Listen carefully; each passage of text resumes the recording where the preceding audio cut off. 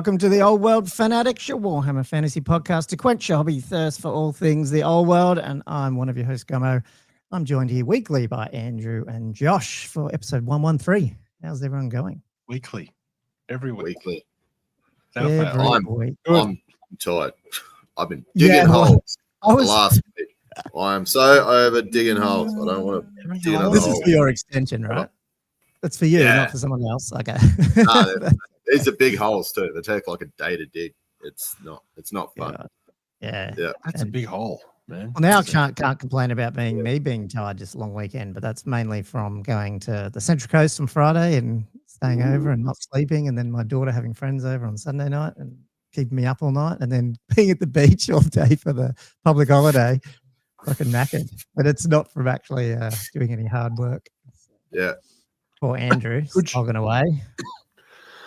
Josh is dying. Would it be wrong to call your massive deep hole like a reverse monolith? Oh, coming straight out. Too big for me, but Josh might be able to fill it. I just think all the Aussie fans would just need to goodness. Dale. He needs to change his little thing here to Dale. Dale dug a hole. Can I change this? No, I can't. Damn it. Welcome anyway to those who are listening. Our usual faithful Silver Dave is on, and less than a minute in, Josh talking about big holes as usual.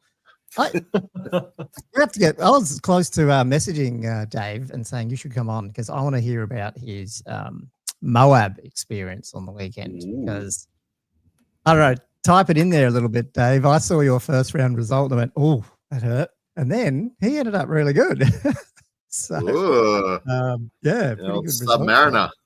Yeah, I'd love to hear the story of all that. So, yeah. Anyway, that was just when I was going through a few of the results yesterday or something. Following along, we had a 5-game 2-day down in Sydney this week. So, a couple of big tournaments on around the world, which is cool. Luck of the dice the whole way, he said. So, well, that's good. Yep. And playing Exiles and Bretonnia, whatever you play all the time. So and no charm shields. Definitely no charm shields. No charm shields. It's Dave's crux. It's his kryptonite. So Rolando Ratas just said, interesting that poll. I thought the Renegade Crowns were an exiled Empire faction. Am I right? Right. Okay. So just for those who don't know, and I don't even think Andrew and Josh know, I put up a poll both on Old World Rankings Discord because I need it as I add this to the software, but also onto our chat here, just in terms of what do people want? Like this whole, we're going to chat about this. We're going to chat about the leaked Settra's Fury, is that what it's called? Arcane Journal, that Squarebase leaked the rules. I guess it's not just them now. I guess I'm assuming all Mountain Miniatures have done a review. I haven't looked. But yeah, after that, I mean, with that, there's been some conversation because I just think, what is this? Is it an Empire faction? Is it not? So I wanted to see what people's thoughts are. Hence why I put a poll up. So feel free to leave your mark on that. So we're going to be talking about that, going through the Tomb Kings, the Renegade Crowns, and I believe Andrew's got a bit of a rant to go on about the dwarf part of the book. So I'm so keen for this rant. I'm interested in hearing. Hanging on to this. So we're going to cover that in a minute. Before we do that, just to give a quick shout out and mention our patrons who help us turn up every week. I think we have 200. Geez, what is it? 208 or something, but 61 paid members. They're going to get a shout out at halftime after we get through the Arcane Journal chats, things like that. And then we have a bunch of, if we get time, we'll see, there's hobby. There's a few little, not news, but little items I'll bring up if we have some time, like we usually do in the second half of the show. So, and obviously Patreon questions as well, which is a big thing that we like to do. So if you could do that, if you want to participate, jump out to patreon.com/oldworldfanatics. Also like the stream, guys. It really helps us get some YouTube reach. And if you do have anything to share, there's a link. Geez, is there a link? Did I put it in there? I think so. To the Discord. We can get in there and it's Old World, #OldWorldFanatics live stream. We monitor that during the live stream as well. And I will just say, because everyone else does and we never do, if we miss your questions on the chat, you can always super chat it and we will definitely answer it. Ooh, super chat. Always. Every now and again we get one. It's good. That's right. That's right. So with that, why don't we talk about Settra's new Arcane Journal? So, That's why they're here. That's why the people are here. We're only going to cover what was leaked in terms of the rule part. Just quickly, I'll bring it up now. So it's really ugly pics that I took off the Square-based YouTube channel. Actually, on my iPad while I was down at the hotel on Friday. So I don't know. Hopefully, you see that okay. I can't believe G-Dub still hasn't recognised this, and we just get our own book. Like this is this is crazy. Yeah, I know the quality reviews we do. Like, yeah. Now, the only thing before I get into it, because I'm sure we will have some interesting takes on this book, well, at least, but the only thing I'd like to say is we're only actually reviewing. What have I got here? 10 pages or something. So it's interesting that there's also the battle match or whatever it's called, the 500 to 750. Then I'm assuming there's lore about this whole Settra's thing. So I'm like, it's kind of cool to get this much. I don't know. I won't call it like feedback. What do you call it? Like sort of people's response, both positive and negative, just from this one book, because it's touched on so many things. So I thought that's actually positive. It is a broad subject. Yeah, that is true. Like compared to, I feel like the other one, Cathay V2, sort of just came and went, and it didn't really do anything. Like, have you guys? I mean, I've seen like 4 Jade Fleet lists out there, which aren't really, all they do is add some Outriders. Like that doesn't really do anything. It just adds a few options. Yeah, I know. Well, having said that, we'll get into this because the other part of this discussion, if we get to it, we definitely want to talk about Cathay a little bit in terms of its power level. And I guess, let's be honest, that journal did probably push that as well with one of the magic items, particularly that was added in. So I guess, inadvertently it has still made a bit of a I mean, it's interesting because, as you say, it's broader and it seems to be more relevant to a lot more players. But at the same time, I wonder how much of this you're going to see like on the table, like in the near term anyway. Yeah. And obviously we're probably skewing from the sort of event tournament sort of mindset as well. People are probably loving it. The ability to sort of make these big empire looking armies, so it's not a bad thing. I don't want to come across as negative at all. I just think, it's just interesting. And it was interesting. Like, I think this book has highlighted some other things about, possibly, which we could probably get into as well, be a good discussion, is like quality control and how much stuff is actually reviewed. I'm like, almost thinking sometimes that's where these like. Do you mean just from a copyright point of view, or do you mean like? Oh, okay, you actually mean gameplay, like? Oh, just everything. Like, this just seems like for such a big release like these books, you'd think they'd be. I'd like to think they'd be bulletproof, but we've seen so many things come out previously that it just seems like a bit of a schmozzle, like the review process on these sorts of things. Well, this was funny. I mean, I know, I think you're talking a little bit about the gameplay as well, but I do find it funny that this book's missing a rule, and it's also missing, I don't have the picture here, but I think they screwed up 2 of the 3 measurements on the. That's the sort of stuff like I'm talking about. Like, yeah. It's not just overpowered rules, but it's just like almost like the whole thing. I'm like, doesn't this go to like some editor that proofs it and somebody else proofs it? Like, it just, Yeah, it's. I made a comment, and it's probably off topic. This way, things go for 2 hours. But I made a comment, sort of snarky, a few episodes ago about do these people who say they playtest actually playtest? That's the bit I was like, really? Because there's no way. Like, if I gave this to Chris Cousins, he'd see this straight away. He would go, "What the fuck is that?" Do you know what I mean? Like, there's so many people in our community that you can point to that said, if you just gave it to them, they'd sort it out in an evening and send it back to you. So I don't know who you're sending these things to. I don't know. And I hope I don't offend people by saying that. But anyway. There you go. Yeah, an entry. There you go. Entropy. Get him, Entropy. He's up as a playtest. How dare you? Go on. Anyway, that's enough offending. Let's offend some Tomb Kings. Let's start with Tomb Kings. I guess the funny thing with this whole vibe of this is it's very Tomb King focused, and then it doesn't really have a whole lot of Tomb King stuff. And let's just let the cat out of the bag now. And we got fuck all around mounts. I don't know what happened there with that whole article about the monstrous. It said monstrous mounts. People even had a go at us on their comment section last week for not knowing Tomb Kings because none of us play it. I know. We don't have any Tomb King players. And then it came out to be a skeletal steed. I thought the skeletal steed was going to be like some beefed up sort of like unicorn sort of thing, like, you know, 2 attacks or 3 attacks, like actually a monstrous creature or monstrous beast, or you know, something. But then it's just like reeks of they gave the book to the marketing department, and the marketing department went, there's this model and this book. Oh yeah, look at it. Yeah, that's what we'll do without actually. It's it's so ridiculous. Like, and they've you basically have to now replace an entire page. You know, like if you want to have an up to date thing, you have to. So you have a single line or 2 lines. Is it? It's 2 lines probably because it's under the. Actually, is it 3 because it's under each one? Like, as in the level 4, the level 2, the Tomb King. Is it under all? I think it's just 1 line. It's got the profile though of the Barded Steed. Yeah. But yeah, for that much of like obstruction, like you really think they'd be adding more than just a single Barded Steed. Back to the veterinarian questions. No, it's a pretty easy gelding process. When there's no bone in the. There's nothing left. There's nothing.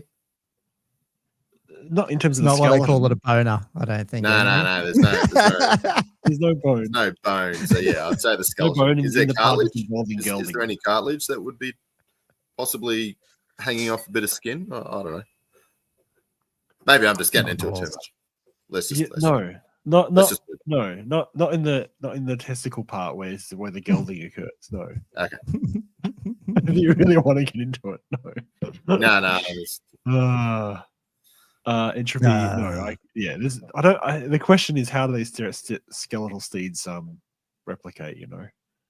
Yeah, it's all magic, man. Magic, and that's it's ritual magic. And let's we could segue to that with these new incantations. So I don't know if we're going to cover. We're not covering skeletal steeds. Beautiful segue. There's one page here that's for one of the best segues. So let's chat. We'll chat about these new ritual magic. So this was coming. The incantations of the mortuary cult.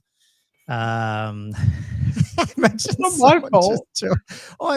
I know. For those listening to this video, we'll probably cut these rules out just for a video, and they're probably like, "What are these guys going on about?" But anyway, this we do talk about this on our podcast, so this is what this is.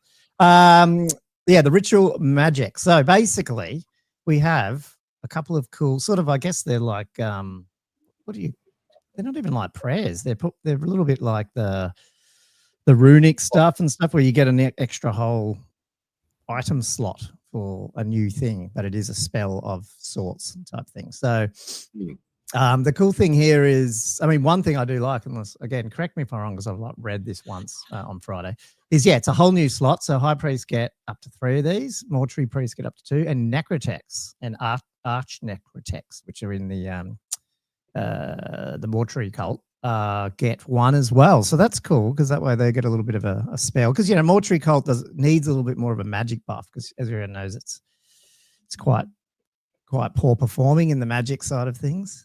Sorry, I'll be back. My 3D printer's making some you're right. No worries. So that I like that because it's not taking you out of your arcane slot and all that sort of stuff. That's not this extra thing you have to pay, which is cool. Yeah, it's true. It is just straight leadership test. Obviously, they'll get to reroll because they'll all take heralds. And then right, so you just reroll it anyway. Okay. Yeah. Right. Yeah. So it's a bound. It's a bound spell, but it's not like there's no plus to cast or anything. It's literally a leadership test. Right. So really, it's like these. It goes off at the bound value. Is that what it is? Yes, basically. Yeah. Okay. So dispelling it, you have to beat the bound value. So they're actually technically a little easier to dispel, because of that. Because you're not throwing in, your rolls that you got, and you can't miscast or dispel miscast them. They're just you roll the dice. If you pass your leadership test, it goes off, and if you dispel it, like even if you double wondered or whatever. You're not gonna successfully dispel it, but you're not actually miscasting when you whatever it's called. What's called beaten the art, whatever it's called. think it's on the outclassed in the art. Outclassed in the art, yeah. Mm. And then the other cool thing with them, I thought, because some of them, well, I don't know if they're expensive, but they are in some sense, is if you fail those leadership tests, questions. if you fail the leadership test, continue. the scroll isn't used. So you basically get to cast this thing, you know, apart from unless it gets dispelled. Yeah, so that's cool. It's not a one-time thing. But if it's dispelled, you can't cast it again, right? So it's only successfully goes off. Yeah. But then dispelled and it still crumbles into dust, right? Because you got to the end of the sentence on the scroll. Okay. Yes, exactly. It basically, the words crumble to dust. So that's pretty cool, man. They are going on about this skeletal steed. I would have put a whole slide in if I knew the skeletal steed was so exciting for. Apparently, it's really. Let's go through them.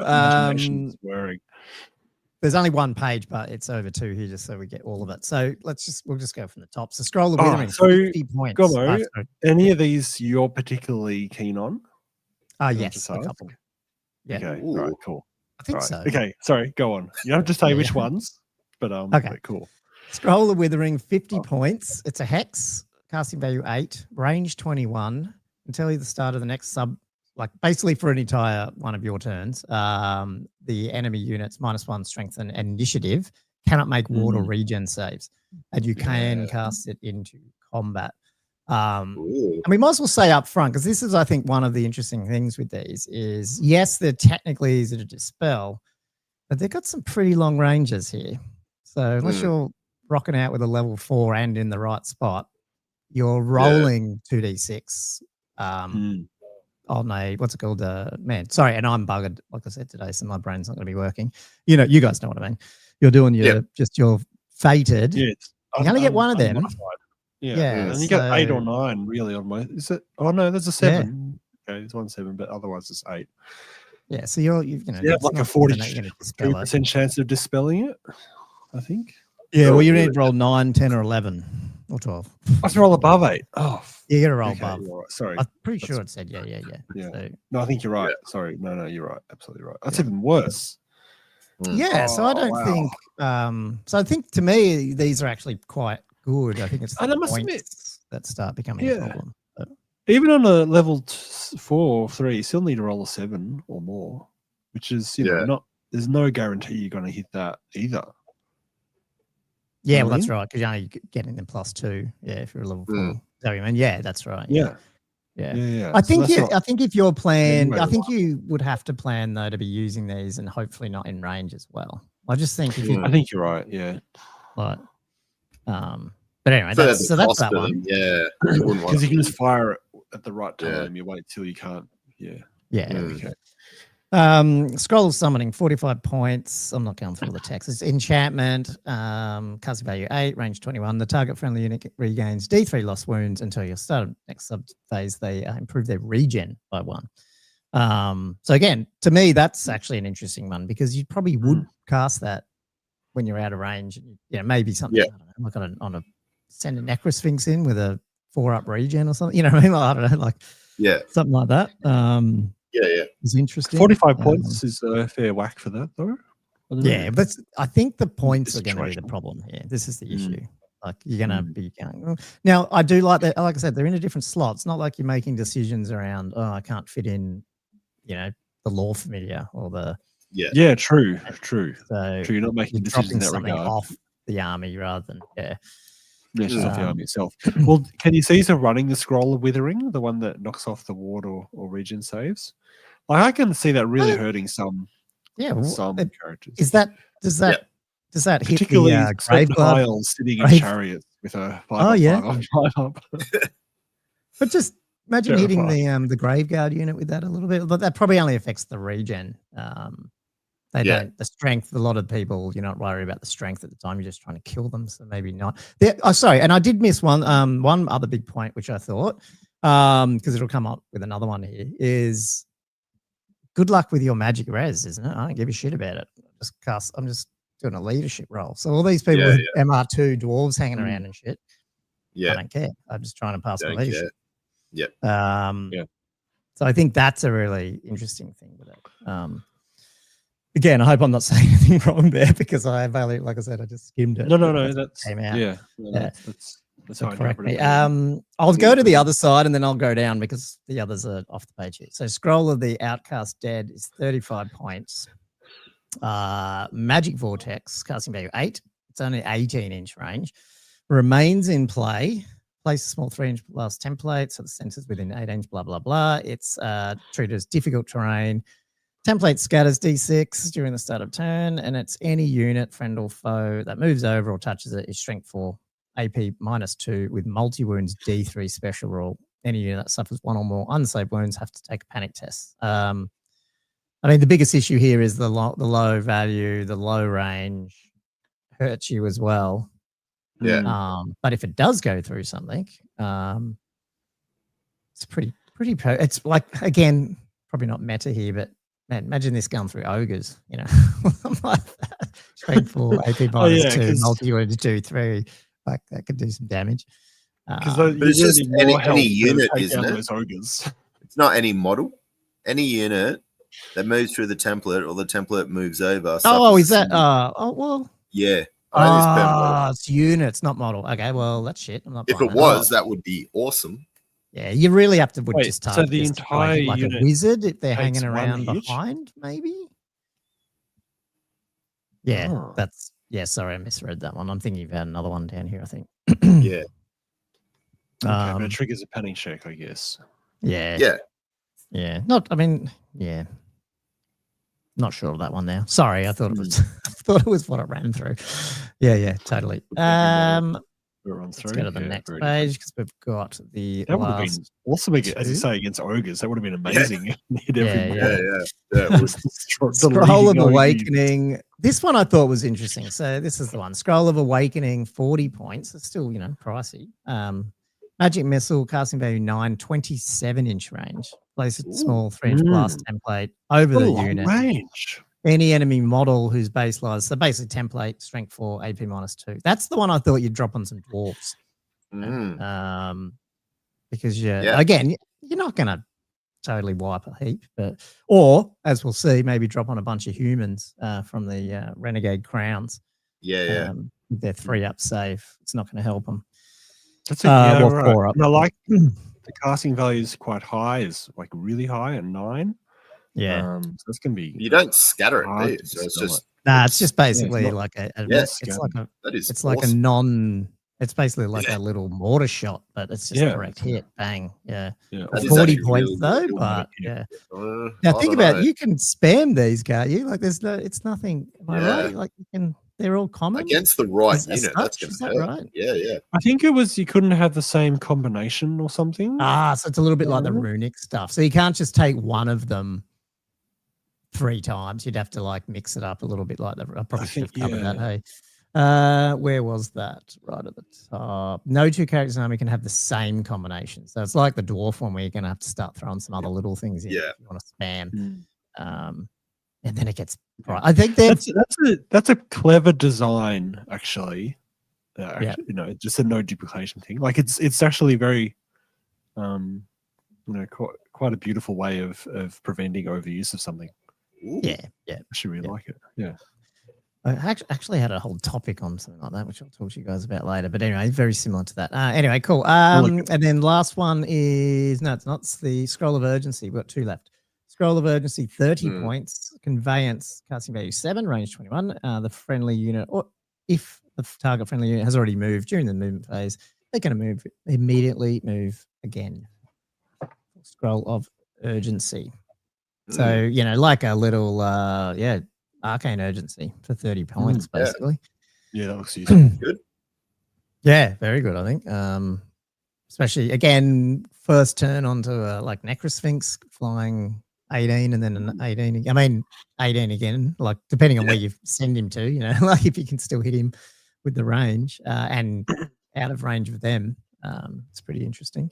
Yeah. Sorry. Yeah, keep going. I was just going to say the what about there's a lot of these double dragons running around with like a high priest on them and stuff. And you're like, well, now he can double move himself. It's pretty. Yeah. Just having a fucking dragon in the back line straight away is not the nicest thing. So, Nope. Yeah.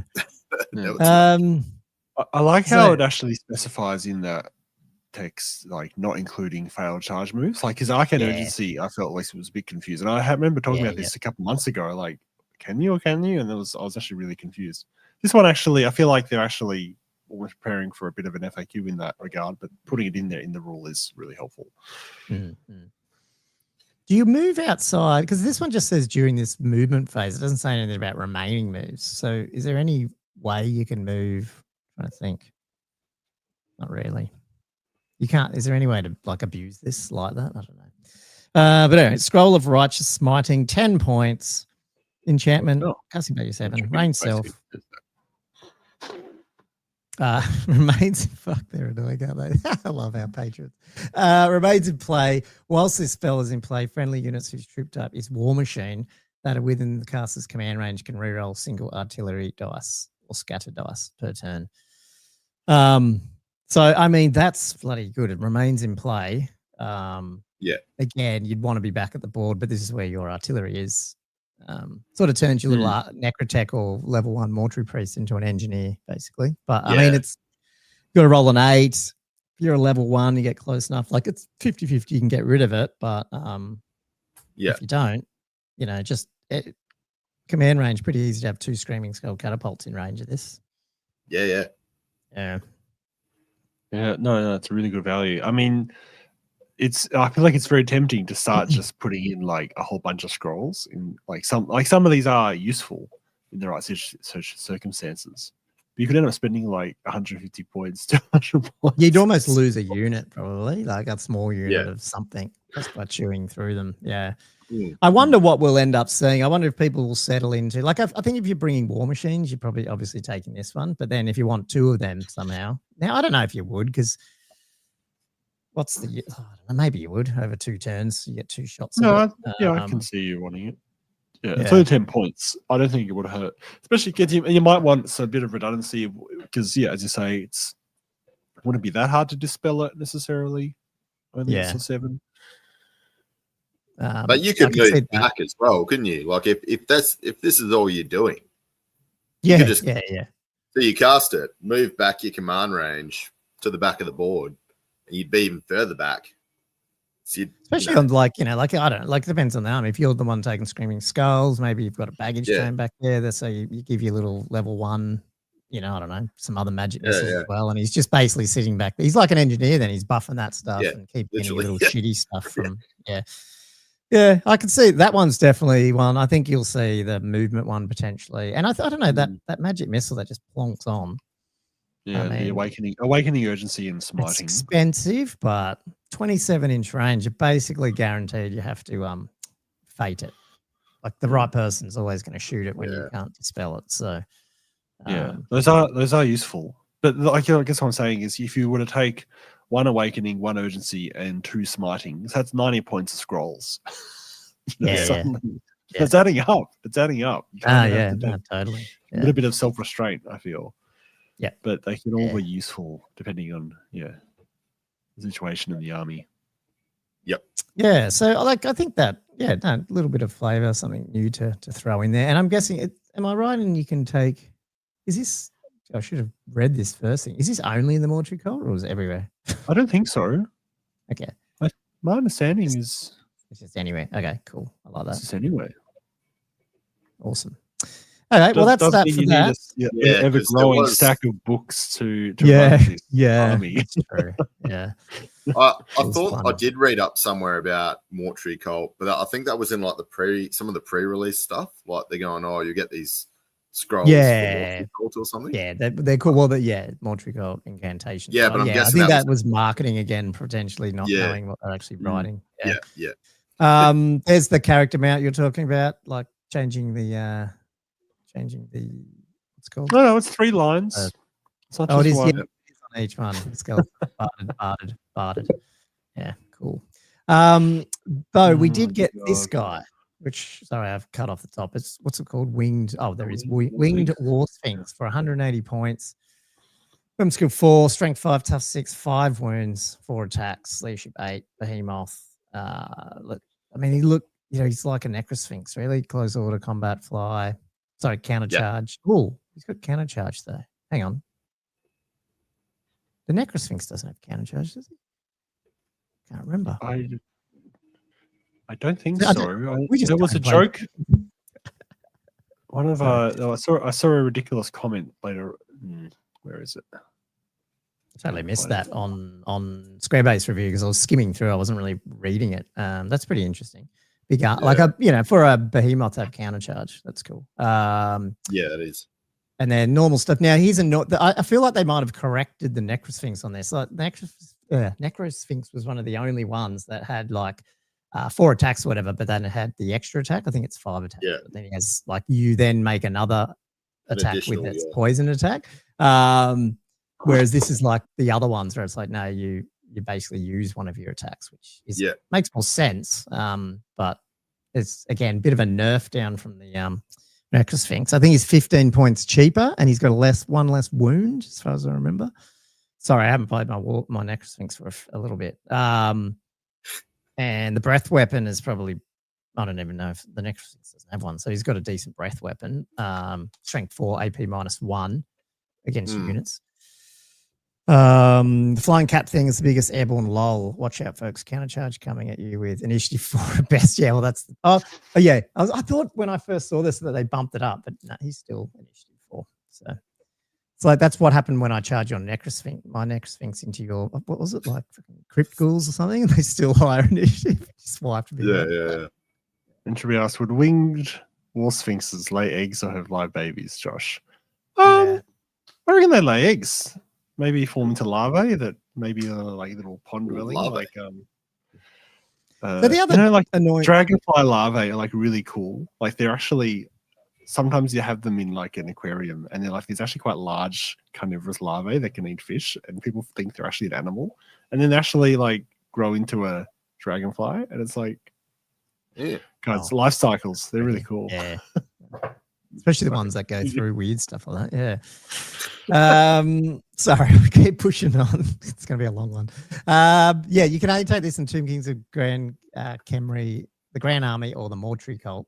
And the annoying thing here too is they sort of stripped off the Howder, which I thought was a bit annoying. Like it would have been actually kind of interesting if you actually had Tomb Guard on this thing as well. But yeah, I don't think you're going to see it. It's just not Necrosphinxes, you know.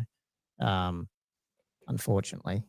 I'd take the wound and I think it's where it's got an extra attack or more with 15 points. So it is what it is. But again, it wasn't a mount. So kind of weird that we got this and still wasn't a mount.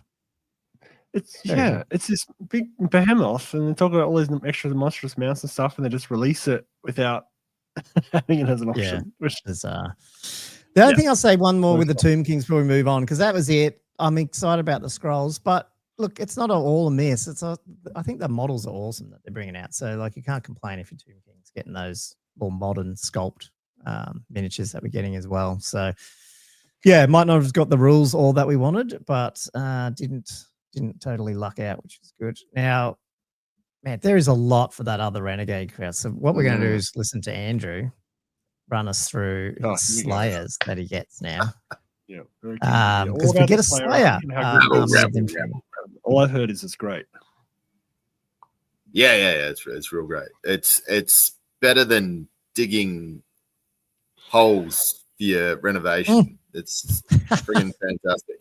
But the one thing I'm really, really disappointed about now is I can't play somebody with my seals. My Sea Guard. Sorry. Yeah. I've been out in the sun all day and my beer's going to my head. The Sea Guard Army of Infamy is no longer the worst. There is no way that anything is anywhere near as bad as this, because you got, I don't know, like the way I'd rank it would be definitely like Minotaurs and then Sea Guard, and then these guys would be my bottom 3. Because I don't know. I'm trying to work out like from what they did in 6th edition to what this one, like I don't know. It's just very expensive. But anyway, people are coming on here defending it, thinking it's okay, but I don't know. I'd love, because you guys can almost do this, to have we could have a Slayer versus Seaguard Minotaurs. Oh, a triple one. Oh, yeah. But these guys just get shot off. Like, I don't know. They do all right against the Minotaurs, actually. I'd give them that. The problem is the Seaguard would beat both because just shoot both of them off. Yeah, just shoot both off. Yeah. But, yeah, I think there's one rule they could have put in and it would have made these guys half decent, but they didn't. They unfortunately didn't do that. So, yeah, we'll go into the characters. So, now let me get I'll zoom in here because I can't read with my... I can read them if you want. And you no, it's all right. I'll just have it on a real small screen. Yeah, okay. Yeah. So that is about. I was going to bring this up with the Doom Seekers, so you can just have bulk Doom Seekers basically running in. But yeah. So for characters wise, you got 50% of your army, so you can have Ungram Iron Fist, who's obviously out of the last Arcane Journal. Is pretty expensive, but I suppose is okay. How much is he? Like 300. He's in the 4s, 300. Okay.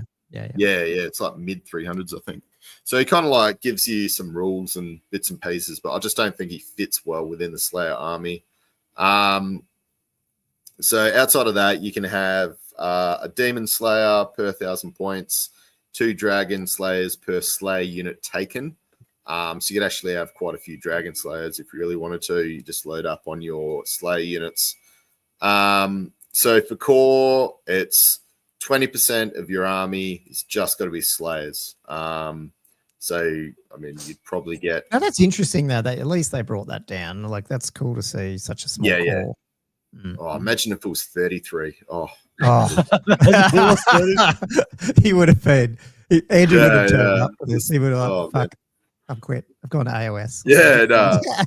Get straight back out to dig some more holes. That's it. Frustration holes. Yeah. I like that they've done that, though. Like, they've admitted, like, we've got one option here. We don't even have good models for them. We'll just make it 20%. Yeah. Well, I don't know. They might bring something out with this. I'm not sure. But, yeah, so special 50% of your army could be go into 0 to 1 units of the Brotherhood of Grimnir. We'll get into that in a little bit. And then this is kind of cool. So this is where the Doom Seekers are coming from. You can have up to 0 to 4 Doom Seekers per Demon or Dragon Slayer taken, but you can have 2 Dragon Slayers per unit of Slayers taken. So you could actually really load up on these guys. You could. Do you reckon you could fill? Yeah, you can fill half your army. Oh, if you really wanted to, yeah. And the Doom Seekers can you play go a points denialist thing here where you actually do, basically, run them, you kill them, and try and kill them. Yeah. I don't know. But these guys are really good. Like, they're actually pretty good in combat. So that's about the only thing I could find with play would just be like bulk Doom Seekers, maybe like MSU with some real strong characters, things like that. That would be the fact that too. Like, if you put all those demons, like all the Doom Seekers, in front of all those other units, like you basically have to kill the Doom Seekers, to get to the units that are going to give you the points.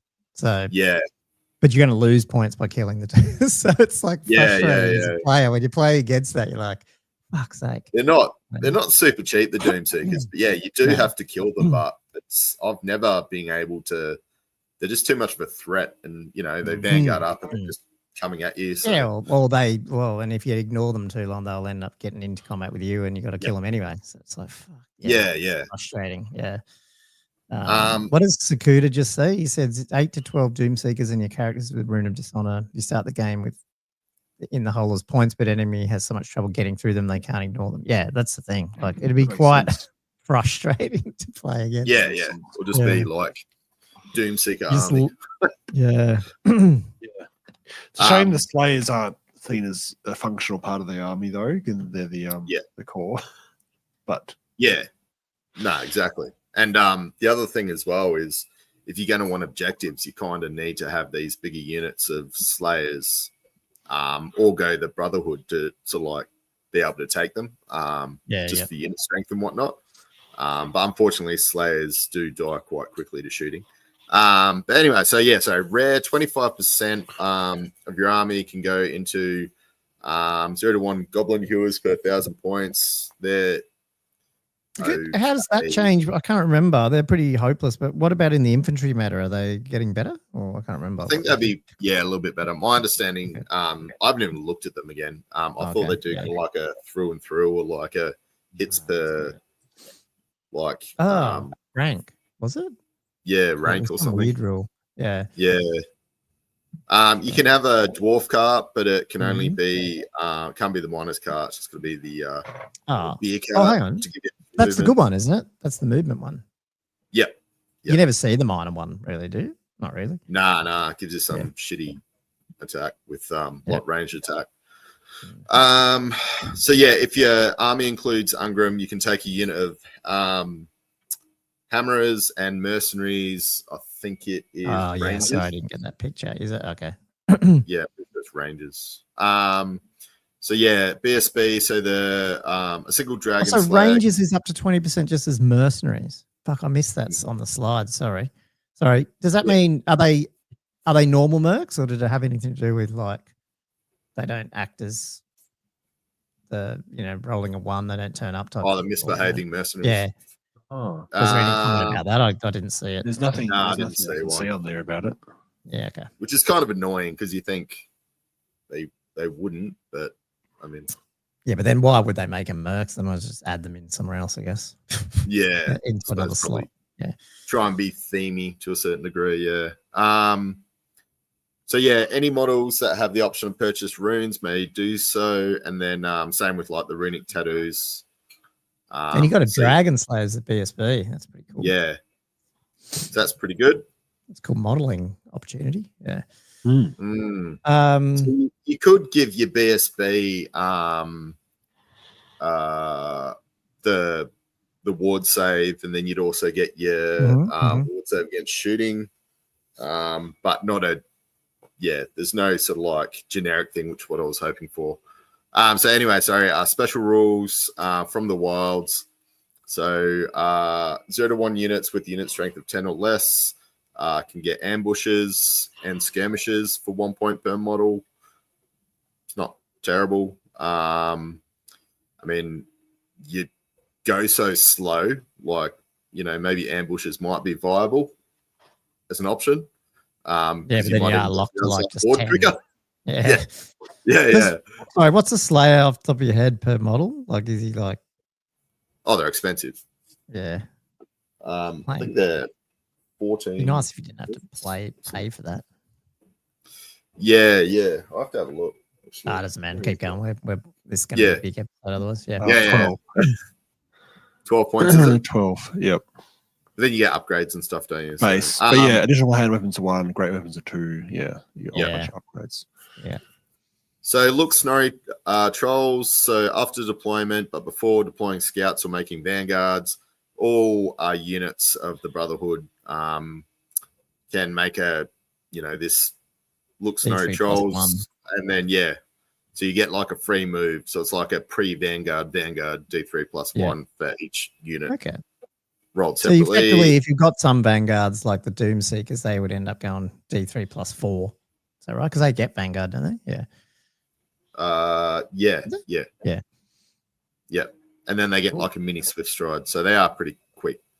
Troll hunter, quick for dwarves. Troll hunters. So 0-1 characters and the Slayer host per 1,000 points.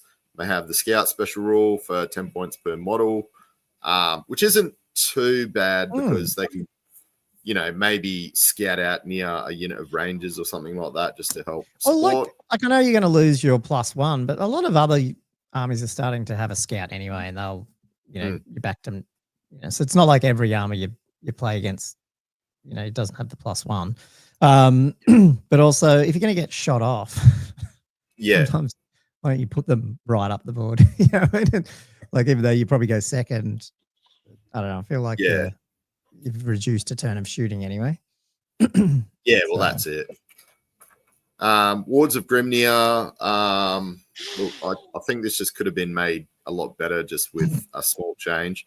So any unit in a Slayer host, Army of Infamy, that includes a standard bearer, may purchase a Ward of Grimnir for 1 point per model. I'm assuming that doesn't affect your standard bearer, like I don't know, like your normal standard choices that you can get. I'm not too sure what Slayer options have for standard like points allowance, but anyway.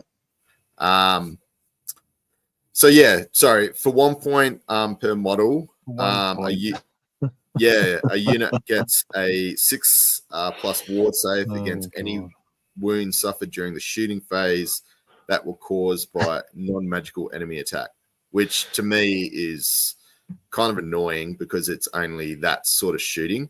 Some people said they should have had a 6+ ward for everything. I don't mind if it was just like any wound suffered during the shooting phase or something like that. So like it'll be against magic missiles and all that sort of stuff. Yeah, because there's a lot of like people with heaps of magic shooting, so you're still going to get smashed. I feel anyway. And you're paying for that privilege. Yeah. Yeah. Anyway, so worst amongst equals. So if your army includes Ungram, you must be a general. If not, you must nominate a demon or dragon slayer to act as your general. Even though the learner special rule normally prevents it, however, to reflect that slayers make poor leaders, a dragon slayer or demon slayer that is the general does not gain inspiring presence, which probably doesn't mean a whole heap because a lot of stuff does it make a difference. Yeah. Yeah. Well, I suppose you got your rangers maybe, but mercenaries, I don't know how that works with leadership anyway. I'm not sure. They're leadership 9, so yeah. So anyway, what we're talking about, like anyway, Angela's doctor said, you can literally make an army that only has 400 points that are scoreable. So so like that's just do it, John. Do it. It'd be a nice small army at least. So yeah, sorry. If the general of a Slayer host bears the rune of Dishonored, the enemy player can win the bonus victory points for slaying them as normal. So yeah, that's the one where you don't get the victory points. The points for killing them. Yep. Yeah, right. Yeah, okay. So more ridiculous. So I'm just double checking. So that might only be if you kill the general. So you still win the bonus victory points. You only get the 100 points or 50, whatever it is. You don't get any of the points for killing the actual dude. Yeah. So I think you get them for the killing the dude, like his points, but not the general's points. Yeah. Oh. Huh? No, but if the general has the rune. Yeah, I don't think you do. I don't think you get the points for the general. Oh, sorry, no, the opposite. The opposite. Yeah. The opposite. So you get the general points, not the character point. Yeah. I completely. Yeah, you just get the bonus. So basically, you're just not getting any points out of the army, which again, he isn't going to win. It's not going to win tournaments doing that, but it's not going to lose, I guess. But I just think that against the shooting, if they got rid of that, just to give them a 6+ ward against shooting. This would be a fucking arsehole army though in teams if people find a good points and all thing like that, and they can get good matchups where it just sits there and just doesn't lose. I don't know. Yeah, sorry, Josh, you going to say something? I was going back to the Luxnori Trolls one where they move D3+1. Is that going to get a? I just wonder. Do they need to make it random, or could they just have nominated 3 inches? Yeah. Like, do you have to roll D3 for every unit? Like, it just seems like unnecessary bookkeeping to roll it out. Yeah. So the other thing it doesn't matter. 6th edition, you got like was it a 6-inch move or might have even been 12? It like some ridiculous move. The Slayer army got to Vanguard. The Slayer army. Yeah, it might have even been 12-inch Vanguard. Rolling is fun. The other thing I thought, the funny thing that might have been interesting, but probably OP'd, if they changed the Slayers to you have like a 4-up ward save on turn 1, 5-up, or 5-up ward save on turn 1, 6-up ward save turn 2, and then you lose your ward save on turn 3 or something like that. So basically, you're making it get across the table into combat. That'd be something like that would be interesting. And just I've gone against Slayers before, like I remember, and I just had a small unit of, I think it was, well, wasn't that small, but 12 or something Quarrelers, and pretty much just took out the whole Slayer unit before they got across the board. Like it was, they're just, Is this the only new unit? Is this the Brotherhood of Grimnir or whatever it's called? Yeah. Okay. Sorry, like some of these, I was taking these on the iPad, so. They got 2 attacks. They got like some pretty good. I totally missed the top of it. Yeah, so it's kind of like sorry, it is there. Oh, yeah. So it's a Slayer with 2 attacks sort of thing. Weapon skill 5. So I think they got a little bit more people weapon skill. But 18 points, they're real expensive. Is it normal Slayer strength 4? I guess it doesn't matter because you're always winning on a 4-up. So. Maybe they're not. I thought they were just normal dwarves almost, aren't they? I don't know. I can't remember. Yeah, they could be strength 3. But the big thing that stuck out, was the weapon skill 3 and the 2 attacks. That's the thing. Well, that's what you want. You want to be hitting more. You're always hitting on 4s at least anyway. I mean, wounding. Hey? Yep. So, and the 2 attacks really helps. But 18 points, they get pricey. Yeah. But let's go through the other rules. Yeah, they've got other stuff. But I'll just clarify. So I've got the Storm of Chaos supplement from 6th Ed. So the looks, interestingly, the same rules are the same name in the 6th Ed Slayer army. Look Story Trolls. But it's actually, as you say, Andrew, a lot further. So it's 2d6 inches for each unit. So that's a more worthwhile dice roll because that's a it's worth rolling that. But rolling d3 plus 1, I don't know. It's just pointless. But 2d6 inches, that's actually a big surge forward, and I feel like that would help to close the distance quite a lot. Yeah. Interestingly, there's also the runic standard 50 points in that army list, which is a standard which gives any friendly unit within 12 inches of that standard gains a 5-up ward save against any ranged attack. Yeah. Which is completely different design choice. But yeah. Anyway, we're not playing 6th Ed, so, but it's good to compare. We'll just port them over. I think it's fair. I just think it's fair. Sorry, brother. The other thing here is the 2 wounds on the Shrine Keeper, which Kuda brought out as well. So I like that it's not just the same as everything else. It's actually kind of interesting to see some infantry with 2 attacks. It's pretty rare, and then this extra bump for the champ is pretty cool. He is like it's weird. It's like a mini character. Like a demi character. So you can have cool. I like that design choice though. Like that's an interesting way. It's good use of champions. Yeah, it is. It's good to see. Yeah. So sorry. The additional hand weapon, so you can get 3 attacks, plus 1 point, or a great weapon which gives you the better AP. But these guys do have Gromwell weapons, which gives them AP anyway. And then, like you said before, Gomo, they always wound on a 4+. So you can have the Shrine Keeper, which is the champion, which is kind of like a mini character. Standard Bearer Musician, Standard Runes up to 100 points, which is really pretty beefy. So that's pretty good. But you can only take 1 of these units. So the Shrine Keeper can have a single runic tattoo. And then 50 points for weapon runes and 50 points of talisman. So it's pretty big allowance from those. And then so special rules is blessings of Grimnir, which we'll hit in a sec. Close order, death blow, which means they get to attack back. Gromwell weapons, which gives them, I think it's AP 1, possibly magic attacks, possibly. Hatred, Orcs and Goblins, Munipsych, Loner, magic resistance 2, which is really good. Motley Crew, Resolute Slayer, and Unbreakable. So, Blessings of Grimnir. This model with a special rule may may be nominated to attempt a wizardly dispel as if it were a wizard. However, unlike regular wizards, a Shrine Keeper does not have a level of wizardry. So you've got a range of 21 inches, and then apply a +1 modifier to the dispel rolls.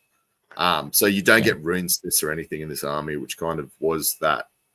This is it's almost like you have to take these guys or just not run anti-magic. That's so interesting that they've gone 21 inches but +1 modifier. Like they've gone like halfway the aura between the two. Yeah. With a level 1 modifier. Do you think that means that they're actually considering bumping it up later? Bumping up the level 1 range? Maybe. Because, the runesmiths and stuff, I think, they just dispel equivalent to level 1 or level 3, right? Like, or level 4, whatever. Yeah. I hope they don't do that. They've had a different dispel range too. But there is, I think, I don't know, because the anvil dispels as well. And that might be 21 inches. 21 inches rings a bell. There's a few of them. And then there's those magic items that do it as well. Or it could be the range, maybe, of the offensive spells. I'm not sure. That's an interesting unit. I think the other thing, which obviously we just haven't seen in Old World too much, is just a whole army that's just unbreakable. Yes, they die, but even if you just have one left, it's still gonna have to sit there, isn't it? And you have to kill it. Yeah, pretty much. So, I don't know. Be interesting. I think people will play with this. I know you're not happy with it in a way, but I still think you'll see people trying to play around with it. I think you'll see play, but I can't. I don't know. What do you think is going to like? Would you run a big unit and try to make them quite like a key element of your army, or would you just take a unit just enough as a bodyguard for the Shrine Keeper and use it as a dispelling? Yeah, I reckon I'd go like an MSU style list if I was running this. The only thing I might bring, pricey, wouldn't it, with a big unit? Yeah, they're almost up there with like decent heavy cav. Yeah, I think the Rangers is about the only unit I'd bring really big. I'd almost max out on Rangers. Yeah. It'd be fun. It'd be like, imagine somebody rocking up all these like Doom Seekers. You'd just be like, Yeah, like, sorry, I can't even see, like, what are these? Like, how do you, like, what would you model them as? Does it talk about that? I've obviously missed. Nah, it doesn't. But which some people are sort of suggesting like they should possibly be in hoods still. I don't know. Like, even though they're slayers, I feel like, I don't know. But maybe I don't know. Maybe you'll see a new model. I'm not sure. Could have a multi-kit with Slayers and if you are listening to this, if there's any good STLs out there that you think fit something like this, I'd love to know as well. That'd be cool. Okay.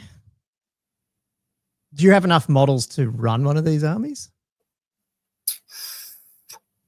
Yeah, I've got 40 Slayers, and then I've got heaps of characters, and I've got Rangers. So I'd say yes, I've got possibly 6 Doom Seekers. So I think I could. See, I know Kieran, like one of our locals, always runs Slayers in 6. So it'd be interesting to see what. Yeah. Why don't you bring a Minotaur Horde army, and I'll bring the Brotherhood, and we'll have I just smash in the middle. Yeah, that'd be interesting. I'll need to print some. I'll paint my Minotaurs. I printed them. Yeah. Oh, cool. Okay. Do you realize we've just done 2 of the Arcane Journal bits, and it's halftime through our pod? Can I also bring Secuda put in Runesmith is 18 inches and +1, Rune Lord is 21 and +2. It's a mix between the two. I've got the Force of Fantasy up, and interesting to want to clarify this because I found the Rune Law special rule in the Dwarves, and it's got for dispelling. Model with this special rule may not make an attempt to do a wizardly dispel as if it were a wizard. For the purposes of wizard dispel attempts, Anvil of Doom counts as a level 3 wizard. A Rune Lord counts as a level 2 wizard. And a Rune Smith counts as level 1 wizard. Now, have they errated that since the book came out? Can't remember. Probably not. The question, I guess. Maybe they have. Because there's no other. Why would you have a Rune Lord and a Rune Smith now I think about it? Because it's the same kind of thing. I thought it was errated. But it might be. I don't know. Yeah. I would have I don't have it in front of me. Okay. Fair enough. Yeah, They changed in 1.5. Yeah, cool. Okay, all right. So that's probably where they're going with it. Yeah, I don't know if that's going to be something that does change down the line for level 1s across the board because 18 inches is a very small bubble. Yeah, it is. Renegade crowns. On the other side of the thing. Well, what do you want to do? We're halfway through. Are we? It's already been an hour. Oh my god. Yeah. So much rambling. I am so keen to see you guys do what is the worst Arcane Journal, Arcane Infamy battle report series. Okay. Yeah. It's got to happen. Sounding interesting. We'll have to do this. Surely one of the Wood Elves ones got to get. Try to work hard to win though. Like it's not like you want to lose. The Wood Elf one. Okay, well, there's a few still out there with armies of infantry that you just don't see. So, yeah. I think it's just because they got so much better options. Like it's like Minotaur Herd, like that. You know, actually seen another tournament this weekend came second. Minotaur Herd. And then obviously won one, I think, the other day, so last week. Yeah, again, like few and far between, but yeah, kind of interesting. Should I just give the shout outs to the patrons and then we can try and smash this through in maybe half an hour? We might not do it justice, but I think it's one of these ones that I don't even know if you can do it justice straight away. There's so many options in this thing at the moment. I don't know where it's going to go. Yeah. Maybe we should do it is halfway through, so maybe we should do the shout outs. Yeah. We got a few questions as well, though, do we? Oh, questions. God. It's a long one. Okay, cool. Well, I'll give them a quick shout out. It'll be a bonus one by the sound of it. I don't know. Who knows? I will give the patrons their shout out because they've probably been, that's why they joined. That's what they come here for. They've been anxiously waiting for their name our to page. One of these guys. We have, fittingly, Anvil of Doom right up there as our latest one. Pretty cool. And I can never say this one. Sabissimus, something. West Sydney Wargamers feud owner Nicholas Carew, Vinay, Louis Spangaro, McCullen, ASB, the Great Grey Shaman, King Pash, Tom Pickard, Not Matt, Estors, Adam Lamb, the Orange Juicer, Matty, Firebird 7137, Peter Holman, Mark Langley, Matt Hinton, The Old Warrior, Silver Dave, who is still on, I think, Sporadic Sanity, Mark, Nick, Chris Bowler, Drunk Habinate, Ben, Shooter Louie, Benoit, Cam the Dentist, James McKellen, Liam Fallon, Tommy Kublin, Jay McBride, Flatwell's Edge, Sexy, Jelly, Out of the Old World, Keel Hurd, Tommy Dogs, Matthew Klein, Matt Morris, Perfidy, Griff, Jess Tors, Wood Duck, Josh Griffiths. Jess Tors is still on there twice. What the heck? Yeah. Daniel Broadstock. So that's your cousin, isn't it? That's my cousin. Yes. Elliot Mitchum, Gilthos Draconos, Diesel, Danny Gamer, Robert Z, Seymour Butts, OG Whirler. That's a bit tame, eh? Seymour Butts. That's a classic. That's like 3 years in the old ones. Is that from Simpsons? Or it was in The Simpsons. Yeah, it was using. I'm not sure. Bobby Gherkin, Gunwitch, and the OG Todd Lloyd. So Sean's still got his funny and the OG Todd Lloyd. So big thank you guys. If you want to join them, patreon.com/oldworldfanatics. We really do appreciate it. Then they send us questions. Is there one or two questions, Josh, that we can do quickly and then we'll hit the Renegade crowns? Or is that no, that's a big thing, but that's also big. So the actual questions aren't everything is right. Well, do you want to smash through the Renegades and then do these? Because then we'll go into a quick chat about Cathay. Yes. Okay. Let's do that then. Okay. We're gonna go as quick as we can on this one because people have seen other people do it. We just want to pick out because this was like almost a full one in a way, isn't it? I feel like if you want to see a cool one, this is Renegade probably the yeah. Well, okay. Well, yeah, but every item and list entry, I feel like maybe we don't have to. So far, our commentary's been a little bit of layers of disappointment, just like a tinge of drip here or there, or and maybe a cup. This one, I don't know. This one's actually okay. I like. Well, you lead it, Josh, because you actually are a big fan of Dogs of War, which this isn't technically in a way, but it sort of is. Is it supposed to be? I don't know. Yeah, I'm confused of where it sits. I'm confused where it sits. Why I did the poll. And I must admit, when I first saw it, I was like, because we had that leak like some months ago about the massively, varied army construction, that type of thing. You got like dwarven influence and full on like Bretonnian exile-ish army. This one is, and does have elements of Bretonnian stuff in it as well, but not quite as heavily, I guess, as that weird leak was. But I think that one had did it have orcs and stuff in it too or something? Like that there was an orc thing, and then I've said that vamp one, Yeah, that's right. There was a vamp one too. Oh, because wasn't it savage orcs as well? Yeah, I don't know, something. It was insane. Yeah. Anyway, so this one has characters up to 50%. 0 to 1 Renegade Prince per 1,000 points. and then as many renegade captains and outcast wizards from the Kingdom Britannia Arcane Journal as you would like. That's a level 3, isn't it? Just level straight 3. up level 3. Yeah, cool. Yep. Dark Nice. demonology, something else. Pretty good mixture of all the good stuff. spells options. Then core up to 25%. Well, no, sorry, at least 25%. 0 to 1 veteran cell swords per 1,000, so probably 2 units of them. Up to, and then sellsword infantry, free blade knights, and hireling outriders. And then also free company militia and empire archers from the Empire book, which is cool. What have we got? Special up to 30. Is it 35? No, up to 33%.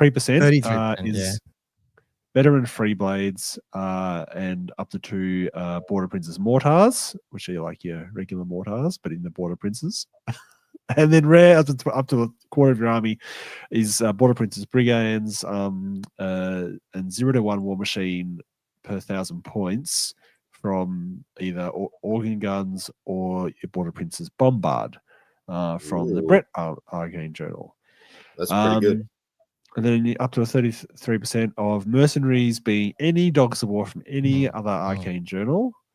I like that. That's cool. And that can expand. Any unit that has a dogs of war rule. Expand. That just occurred to me. I was like, that's such a broad thing that anything in the future that gets released, can just add it in. And then not a big sentence. Note that mercenary units are subject to the misbehaving mercenary rule as described. No, where's the not? There should be a not in that sentence. Imagine if it wasn't there. With the amount of typos in this book, maybe they just typoed it. Yeah. It's not too bad. What I was thinking was if they could just plug in Dogs of War into this Armies of Infamy, then if they re-release, like, for instance, like Regiments of Renown and all that kind of stuff, it automatically just comes into this army book and it slots in. And if it can be run like a non-mercenary, a la a Jade Fleet style, it'd be a very functional, cool list that actually they can get a lot of diversity. Because at the moment, I mean, it's diverse, but it's really out of 3. It's got three units that you can, mix and match and bake to whatever recipe you like. But it is only 3 units and then a couple of characters. So it is as much as potentially kind of diverse in terms of how you equip it. There's not as much labor, I guess, as it sort of needs to have some of those cool regiments around to come in, I think, and really otherwise it looks identity. like a really doesn't have identity. That's what I'm looking for. Say a bland Empire army, but it is just humans, but it's that it's this other Dogs of War part that would make it look really cool and fun and different. I think so. Imagine seeing a bone grinder hanging out there and So who is it? There's like Outland Ogres, there's the dwarf dudes. Dwarf dragon. Oh yeah, the dwarf. Oh, those guys. Yeah. Don't forget those guys. You just say the bone grinder. Yeah. And I think there was a 4th one. So the Badland Ogres, the dwarves, the bone grinder. Oh, normal giant. John said as well, apparently. Normal giant? Unless he means bone. I don't know. Unless he means a bone grinder. Yeah, maybe. Because I always find that weird, like if you ever get like I feel like there was something else. Goblins, same mercenaries, like how they're going to fit in, like because like the old Dogs of War, there was like good and bad, but they're kind of together. It was a bit weird. Yeah. Anyway, cool. Let's. How do you want to cover this, Josh? What I was going to say was there is some identity and diversity because of these origins of the characters and stuff. Yeah. So I got to say, I can't say nothing like that. Okay. But and these are kind of cool. Because now the annoying thing with this is that it looks like these special rules are like on different pages to each other or something. Yeah, I'll have to jump around. Yeah, well, you got the origin, but that's only you have to have an infamous origin for your character thing first. So you got to sort of jump. Where is it? From here, don't you? The infamous origin. Yeah. So the infamous origin, you pick that one. Then you get some of the special rule in that. Yeah. But then so also, which way do you want to do it? Do you want to go character one first and then? Yeah.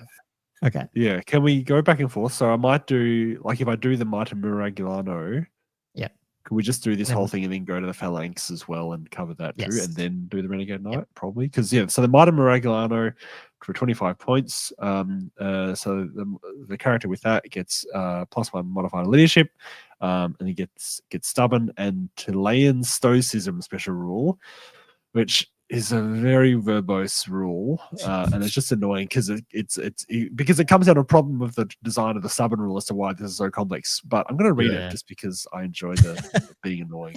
Should a character with a special rule join a unit prior to making their first break test of the game, i.e. while stubborn, that unit gains a stubborn special rule. However, should the character leave a unit when they have joined for any reason prior to making their first break test of the game, that unit immediately loses the stubborn special rule. Oh, awful. It's just awful. Basically, just trying to say that you get stubborn.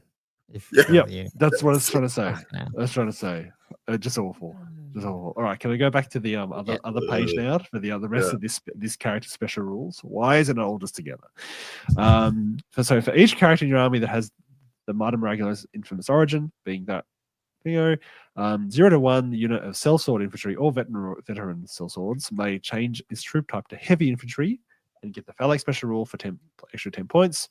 Phalanx special rule is essentially that to be in combat order. I'll read this out. I think so. Close order in which the majority of models have a special rule is considered to be in close combat order rather than marching column, even if it is deeper than it is wide, provided it contains enough models per rank to claim rank bonus.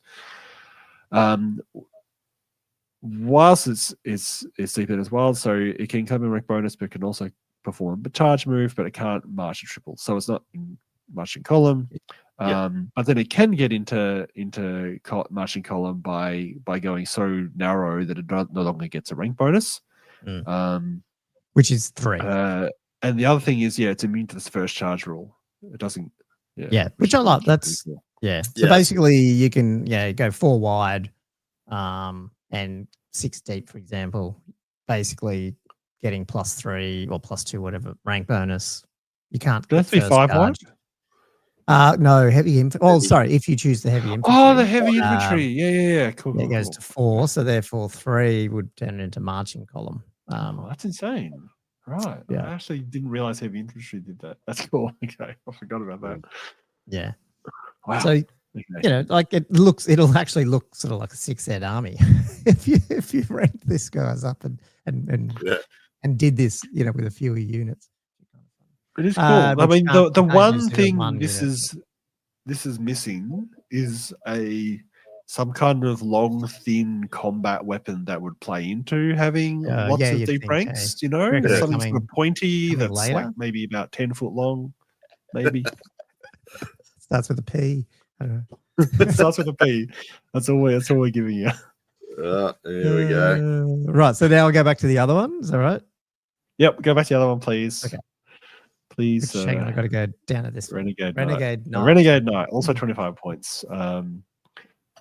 Highborn and haughty, Renegade Knights are often disdainful of lesser warriors. It's a bit harsh. A model with Renegade Knight infamous origin gets a +1 modifier to their weapon skill and strength characteristics. So they'd be strength 5 base. That's right. Okay, may purchase magic items from Kingdom of Bretonia, the Force of Fantasy, and the Arcane Journal, and it gets the Noble Disdain and Veteran Special Rules. The Noble Disdain being they're essentially, if your troop type is Cav, it's immune to panic caused by destruction of an infantry unit within 6 inches, or if they flee through it. And I believe that Noble Disdain, if we go back to the other page, that's also an upgrade that Cav get. So for each character in your army that has the Renegade Knight infamous origin, 0 to 1 unit of Free Blade Knights or veterans may have the Lance formation and the Noble Disdain special rules for 2 points per model. So basically just turning them into Bretts. Yeah. 2 points per model to get a Lance formation that argue. I mean, there are some advantages. I'm not saying it's not completely terrible. There is some maneuverability advantages it gives you, and you do get a narrower shape to get more other units in combat. but there does have some serious drawbacks if everything's in base-to-base contact with you and just the headache of running it. Now so you can have different characters with different things of these, right? So in the army, exactly. Yeah. So you can blend them together. You could have like some lance formations with a phalanx going on, and then it'd be and Silver Dave's right. This is what I was thinking too. So you get close order under. I think you got to be unit strength 5 or more to get the close order bonus for a lance formation. It's probably the biggest advantage, really. Lance formation gives you. Noble Outlaw. I'll be back on the other page. Here we are. Cool. Noble Outlaw is 20 points, so 5 points less for some reason. The border princes are filled with ruthless outlaws and cutthroats that claim to be of noble birth. So this character would have +1 modifier to ballistic skill and leadership, gains the hold of the line special rule. I forget what that is. That's from the Empire book, isn't it? I forget what it actually does. You can get magic items from the Empire, Horse Fantasy, and Arcane Journal, and you can take any one of the following: a handgun, repeater pistol, short bow, or long bow. And Gomo may take one of the following special rules, but it's cutting off. Thank you. Oh, ambushes or scouts. Oh yeah, that's sort of cool. Now, we haven't got to it. So does that bump him up to? So you could get the BS4. So you can get BS5 on a dude. I'm just wondering where that sits. Does that make things like that dragon bow for the Empire better? I can't remember things like that. It'd be interesting. Are there any? Wait, so is the Empire? Can they get BS5 on the dragon bow? I wasn't sure. I'd have to go and open it up. Oh, okay. ASB would know if it was on, but yeah. But ambushes and scouts, so got some more options. Sorry, I got to go back to the other one. It's confusing. Hang on. That one. Each character in your army that is a noble outlaw, infamous origin, 0 to 1 unit of hireling outriders may also have the ambush special rule for +1 point per more. That's pretty good, but the only annoying thing is the ambushing as well. So I don't know, like you want your outriders probably shooting people turn 1 if they could. Yeah. But you never know. We have a helpful comment from Simpson. Dragon Bow is commander of Empire only. Oh, does it actually say that on there? Say in the description. Does it really? Oh, yeah. Okay, damn it. Yeah. There's a couple of these other little ones that hang around. I just can't remember what Empire's got fully, but it'd be interesting to see with the BS, that BS going up if there's anything useful. Yeah. All right, we've got one less, the Wandering Duelist. So that's 4. So we've had I've got to go back. a Chilean, a Bretonian, an Empire. We don't know what this one is. And the Wandering Destro for 20 points. Many a skilled duelist of noble birth has been driven from their home due to intrigue and treachery. So such a model would have +2 modifier to weapon skill characteristic. Gain the mysterious feint and dodge special rule. May not take any weapons with the strike last special rule, and may take an additional hand weapon for +3 points. Feint and dodge. Once per game, when an enemy model directs its attacks against a model with the special rule, you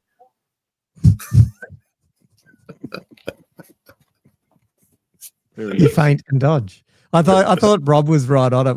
I can't remember. I think it was Rob who said it. I can't remember. He just went, interesting that's the bit that got cut out because it's called feint and dodge as well. It's very it's beautiful. Now, I think feint and dodge does exist if we go back to the other page in this ridiculously laid out book. So Wandering Duelist rule. So each character in your army with the Wandering Daystro, 0 to 1 unit of Border Prince's Brigands may have a +1 modifier to their weapon skill characteristic for +2 points per model. In addition, once per game. I don't like once per game effects, by the way, guys. I feel like it's poor design. But models within this unit may make enemy models that direct their attacks against them during the combat phase re-roll successful rolls to hit. Yeah, so that's probably. I'd only imagine it's the same effect. Okay, that's interesting. But once per game is a bit annoying. But these are like this is kind of like based on the. Is it Tilia? It's meant to be like the Spanish. Is that where the sort of the theme with this is kind of like for this Wandering Diestro or the whole thing? The Diestro or the whole, like is it? I think it's a bit of a mix. I think it's it's some of it. Like more of a because Miragliano is sort of like that Italia, isn't it? That's literally Intilia, Miragliano. Yeah, which is like the Italy type. It's Italian city. And this one's maybe. The Wandering Distro, I think, also is sort of in that world area. Right. The Renegade but they're all Knight just from all over the shop. Yeah, okay. Yeah. The Renegade Knight and the Outrider is sort of like, the Renegade Knight is like even more exiled exile than exile. The exile. Two exiles for the exiles. Yeah. They're all sort of just outlawry. Yeah. Yeah, right. Yeah. And this bigger discussion is though, like it's frustrating because we tend to always look at this from competitive angles and stuff, which even though I wouldn't say we're the best at doing it as such, but you just generally do that. But it is cool to see them go, well, maybe that's, they probably don't look at it from that point of view. So it's cool just to see the flexibility of building stuff up. That's, I've seen a lot of comments on the Facebook groups that people are pretty excited about this type of thing, just to build cool looking armies and mix of stuff and, like almost historical looking things as well with, different units of humans. So, yeah. It's kind of cool. Because now we get into the proper just build your own army from whatever the heck you want, really. And I think this actually now, if you think back to Cathay, this is what happens when GW aren't trying to sell models. Yes. Yeah. This is actually just fun.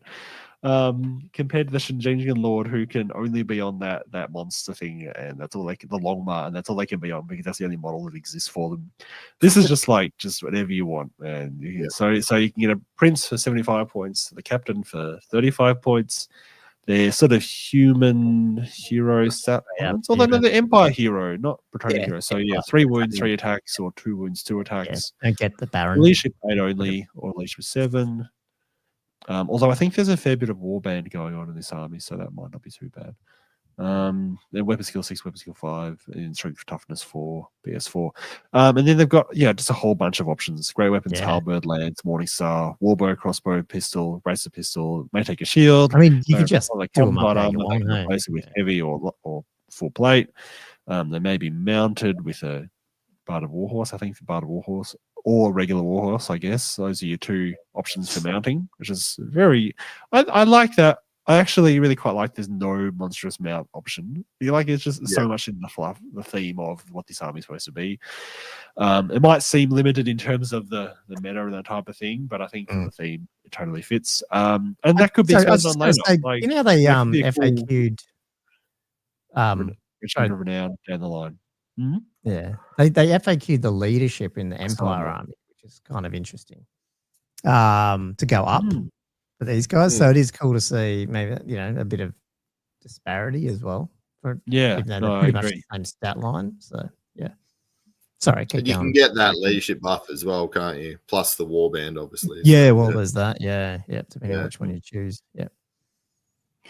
Yeah, because then we got the sellsword infantry, which again, so it's got pretty much basic human stat lines, except for the leadership, which is 5, and then the champ has 6. But this unit does have warbands, so that seriously changes it. Because if you got 3 ranks, and you have an officer in there, then suddenly leadership 9. So it's okay. Well, actually, they're actually quite high base leadership.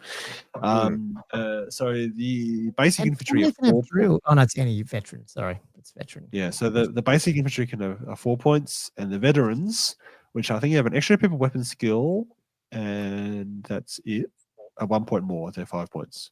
They come with light armor. So quite cheap, but then you've just got some. They get quite cheap when you start adding 6, 7, 8 for a halberd. Spears, halberds, great weapons, crossbows, handguns. You might take shields for 1 point, replace light armor with heavy armor for 2 points. And what have you got at the bottom there? So the veteran sellswords can get drilled for 1 point. They can get full plate armor for 4 points. Oh my god! They can get magic standard for 50 points. The magic standard. So would that be coming from the Empire book, or or is that from the just common magic? Depends on. Well, does the character give you the? I thought only the character could take those magic items, Let's right? have a look. Sorry, I It's don't not know. just the whole army. Yeah, because it doesn't talk about it here, does it? No. This So is- yeah, no, I think Yeah, at this stage, unless this gets expanded on, you're sort of limited to Just the Empire, I'm guessing. the core standards only. That's how Yeah. I see it. Oh, from all Yeah, the three, common you're list. from The common Britannia magic or items. just from No, just Oh, common just magic common. items. Like nothing, not even Empire. That's how I see yeah, it. okay. Yeah, Yeah, so they true. can get Yeah, full plate. And again, the veteran officer can take magic items at 25 points, but again, I think you're limited there. And special rules, close order, detachment, horde, regimental unit, warband for the basic cell swords, and the veterans. If they get anything more, they just get veteran, which makes sense, I guess. Yeah. So yeah, there's just something you can have a crossbowman, you can have detachments, you can have handgunners, you can have great weapons with full plate armor. Yeah, you can make your own great swords. You can really do so much. Yeah, it's pretty. I mean, they're just souped up, flexible humans, aren't they? Versus what you get for Empire, which is pretty cool. Yeah, and well pointed. 4 points base and 5 core. points Yeah, like you can make core. basically making great swords, but they're just in core as well. If you want, veteran dudes, great weapons, full plate, drilled. Yeah. The only problem with it, I think, and this is something I heard on Squarebase too, was that some of the match play guide things limit cores to 4 of the same unit, which might be an unintended design consequence of when you're designing an army list like this, where you'll have a whole bunch of the same unit entry. Yeah, especially annoying. Like it'd be nice if they just allowed you. Yeah, that was a separate one, and that was a separate one. But I mean, it makes sense. Like it's very functional the way they've designed it, but unfortunately, they've also designed the comp, which actually is not compatible with this design at all. And then the Freeblade Knights, which there's a typo in this as well. Oh, is there? I didn't see that one. So down the bottom, there's actually an option. Any unit of veteran sellsword knights may. so that makes me think, which is hilarious. But that makes me think they actually were originally called these were just sellsword knights and sellsword infantry, and then they decided to rename them to give a bit more distinction between the units and a bit more flavor, I guess. Yeah. But then they failed to do some proofreading. I missed that one. Classic. Oh, that's funny. Oh well. So yeah, the Freeblade Knights are pretty, I guess, elite human stats because they were all weapon skill 4, and then the veterans get an extra pip of strength, so they're strength 4. What's the base cost? I can't quite see the base cost of the Freeblade Knight, by the way. It's just behind the World of Fanatics logo. Oh, 8. Freeblade Knight. Oh, sorry, 18 and then 6. Oh, 18? 22 and 6. Oh, yeah, okay, 22 and 6. Okay, all right. And then that's just they come with the warhorse for free, and they've got to pay 3 more points to get a barded warhorse. So so that means a base Freeblade Knight with a barded warhorse would be 21, and then 25 for a veteran. Yeah, yep. And that's just coming with heavy armor. So yeah, these guys are a bit more expensive. And again, you got lots of options: lances 1 point, great weapons 1 point each. The whole unit can get shields for 1 point. It just adds up. You can also, the veterans can get full plate for another 4 points each. They can get magic standard as well. But that does add up. So what are we going to do? If you're going to do lances and shields and barded warhorse for 5 points extra, and what the veterans were 22, so that gets you 27.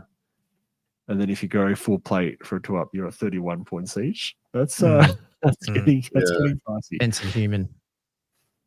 Yeah, for one attack, strength for weapon skill for human with you're going the other way, you get counter charge on the free blades is pretty good. Getting to they got first charge, close order, counter charge. Yeah, I think it's massively. If they didn't have counter charge, I agree. I think they've paid for that. I think they costed them to have counter charge. That really.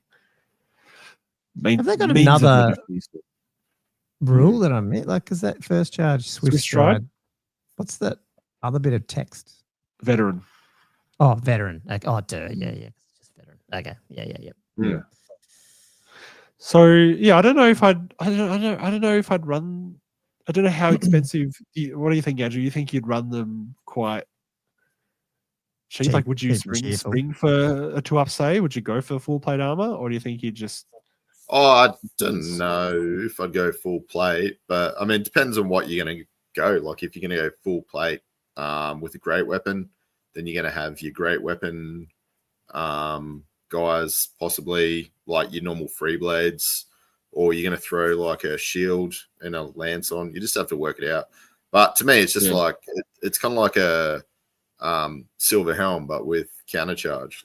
And first charge and counter charge together, pretty good, I think. Yeah, in the current meta. Yeah. Depends on how you can get them up. Very versatile combo. Yeah, I think they're definitely usable. And then Hireling Outriders, the last unit. So this is complete average human stat line, even leadership 7, 11 points each. With a captain that gets an extra pip of ballistic skill. These guys are light cavalry. These are like fast cavi pistolieri type guys that are like quite functional. You can give them cav spears for a point, short bows for a point, pistols for 3 points, or a brace for 6 points. You can give them light armor for a point, heavy armor for 3 points. You can give them more shields if you like for a point. And then going to the bottom, can you get to the? Have you got another screenshot? Sorry, I missed that one. Damn it. So 0 to 1 unit per 1,000 points. Kind of feigned flight, reserve move, vanguard, or a magic set up to 50 points. I think fire and flee, swift stride, skirmishes, open order was most of their special rules from memory. I don't think they have counter charge. If they showed me what it was, let's see. Oh, there it is. It is fast cav, fire and flee, open order, skirmishes, swift stride. So that's pretty good. You can do open order and skirmish, so you can pick your poison. I like when they allow that rather than just straight skirmish. Rather than having to put it into the army list as such, like replace open order with skirmish as a choice, because sometimes some lines have got you have to do it. Yes, you can run it. So they got fire and flee order, but then they can pay for feigned flight as well, which is really good. Cool. Yeah, it's just really versatile. I mean, you can give them reserve move as well, so you can still I think it just makes them a very versatile, fun sort of how fast cav should be. It's sort of how you wanted the bloody pistoliers to be before they made them impetuous in the early days. You know what I mean? When no one took them. Do they even have reserve move? The pistoliers? I don't think they even. I can't remember because I don't think I've ever seen him played. Only Outriders, so I don't know. I mean, I think people with the impetuous change, they probably have taken him a bit, but then they've got what are they called, the road wardens now as well. So yeah. It's pretty it's funny you can get like heavy armor and a shield on like a fast cav. Like it's just yeah. Well, I mean, you can design them very bizarrely. Like you can go your heavy armor shield. Cavalry spears. I don't know why you would, because you can only take one. It's not like you can take spears and pistols or something. You can really only take a big like ranger dude with just every weapon on him. You can't have that. But no. But so you got cool options. Lots of options. All right. What's the next one? Oh, it's just the Border Prince's mortars and organ guns. Right, the organ gun. Is there any difference thing? They're just normal? Just it's a dwarf organ gun and Empire mortars. Oh no, that's the models. Yeah. Because these are just in the core rulebook, aren't they? Equipment, organ gun, mortar. Yeah, so even the organ gun is being crewed by humans, isn't it? Like the gun crew's got human stats there, so it's not like it's also because actually briefly I thought, it's actually going to have like a little dwarf crew, like a thematic stat line or something, because who else is going to, who could possibly work out how to run this organ gun? It's got to be a dwarf, right? But So the organ gun just sits. It's basically the 2 dice version of a Hellblaster, isn't it? Mm. Is there any different in the range?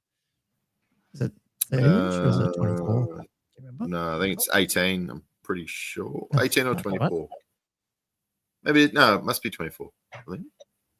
I'll have to look. Oh, look at that. Sorry, I did put that. I did have that other slide. I just had it in the wrong order. There you go. Oh. Down the bottom there. So I did have it. 30. I was massively off. I think I think the Hellblast is only 24 or something. So I think the organ's a bit further. Yeah. So it's actually interesting because that's sort of good to have that in the Empire Army, which is cool. I should know this. These are my armies. Haven't played dwarves in a while though. Nah, I'm off in. I'm off in. Oh, it is 30. Oh my god. Mm. It is 30. Yeah. I'm assuming, and correct us if I'm wrong, that they're all the same point. Oh, actually, is it the same? It's probably less because of human crew. It's probably a cheap organ gun. And you can't put runes on it. Oh, it's actually more. So it's 120 in the book. Oh. Ooh.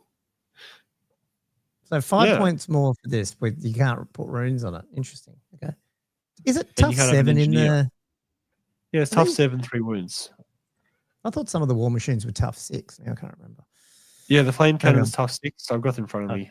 And the bolt thrower is tough 6. Can the organ gun not have runes on it? Oh. Yeah, no, they're pretty good. Yeah, no, I can't. You're right. Yeah, the grudge thrower, bolt thrower, and cannon only. So the flame cannon and organ gun can't. Yeah, they're too new.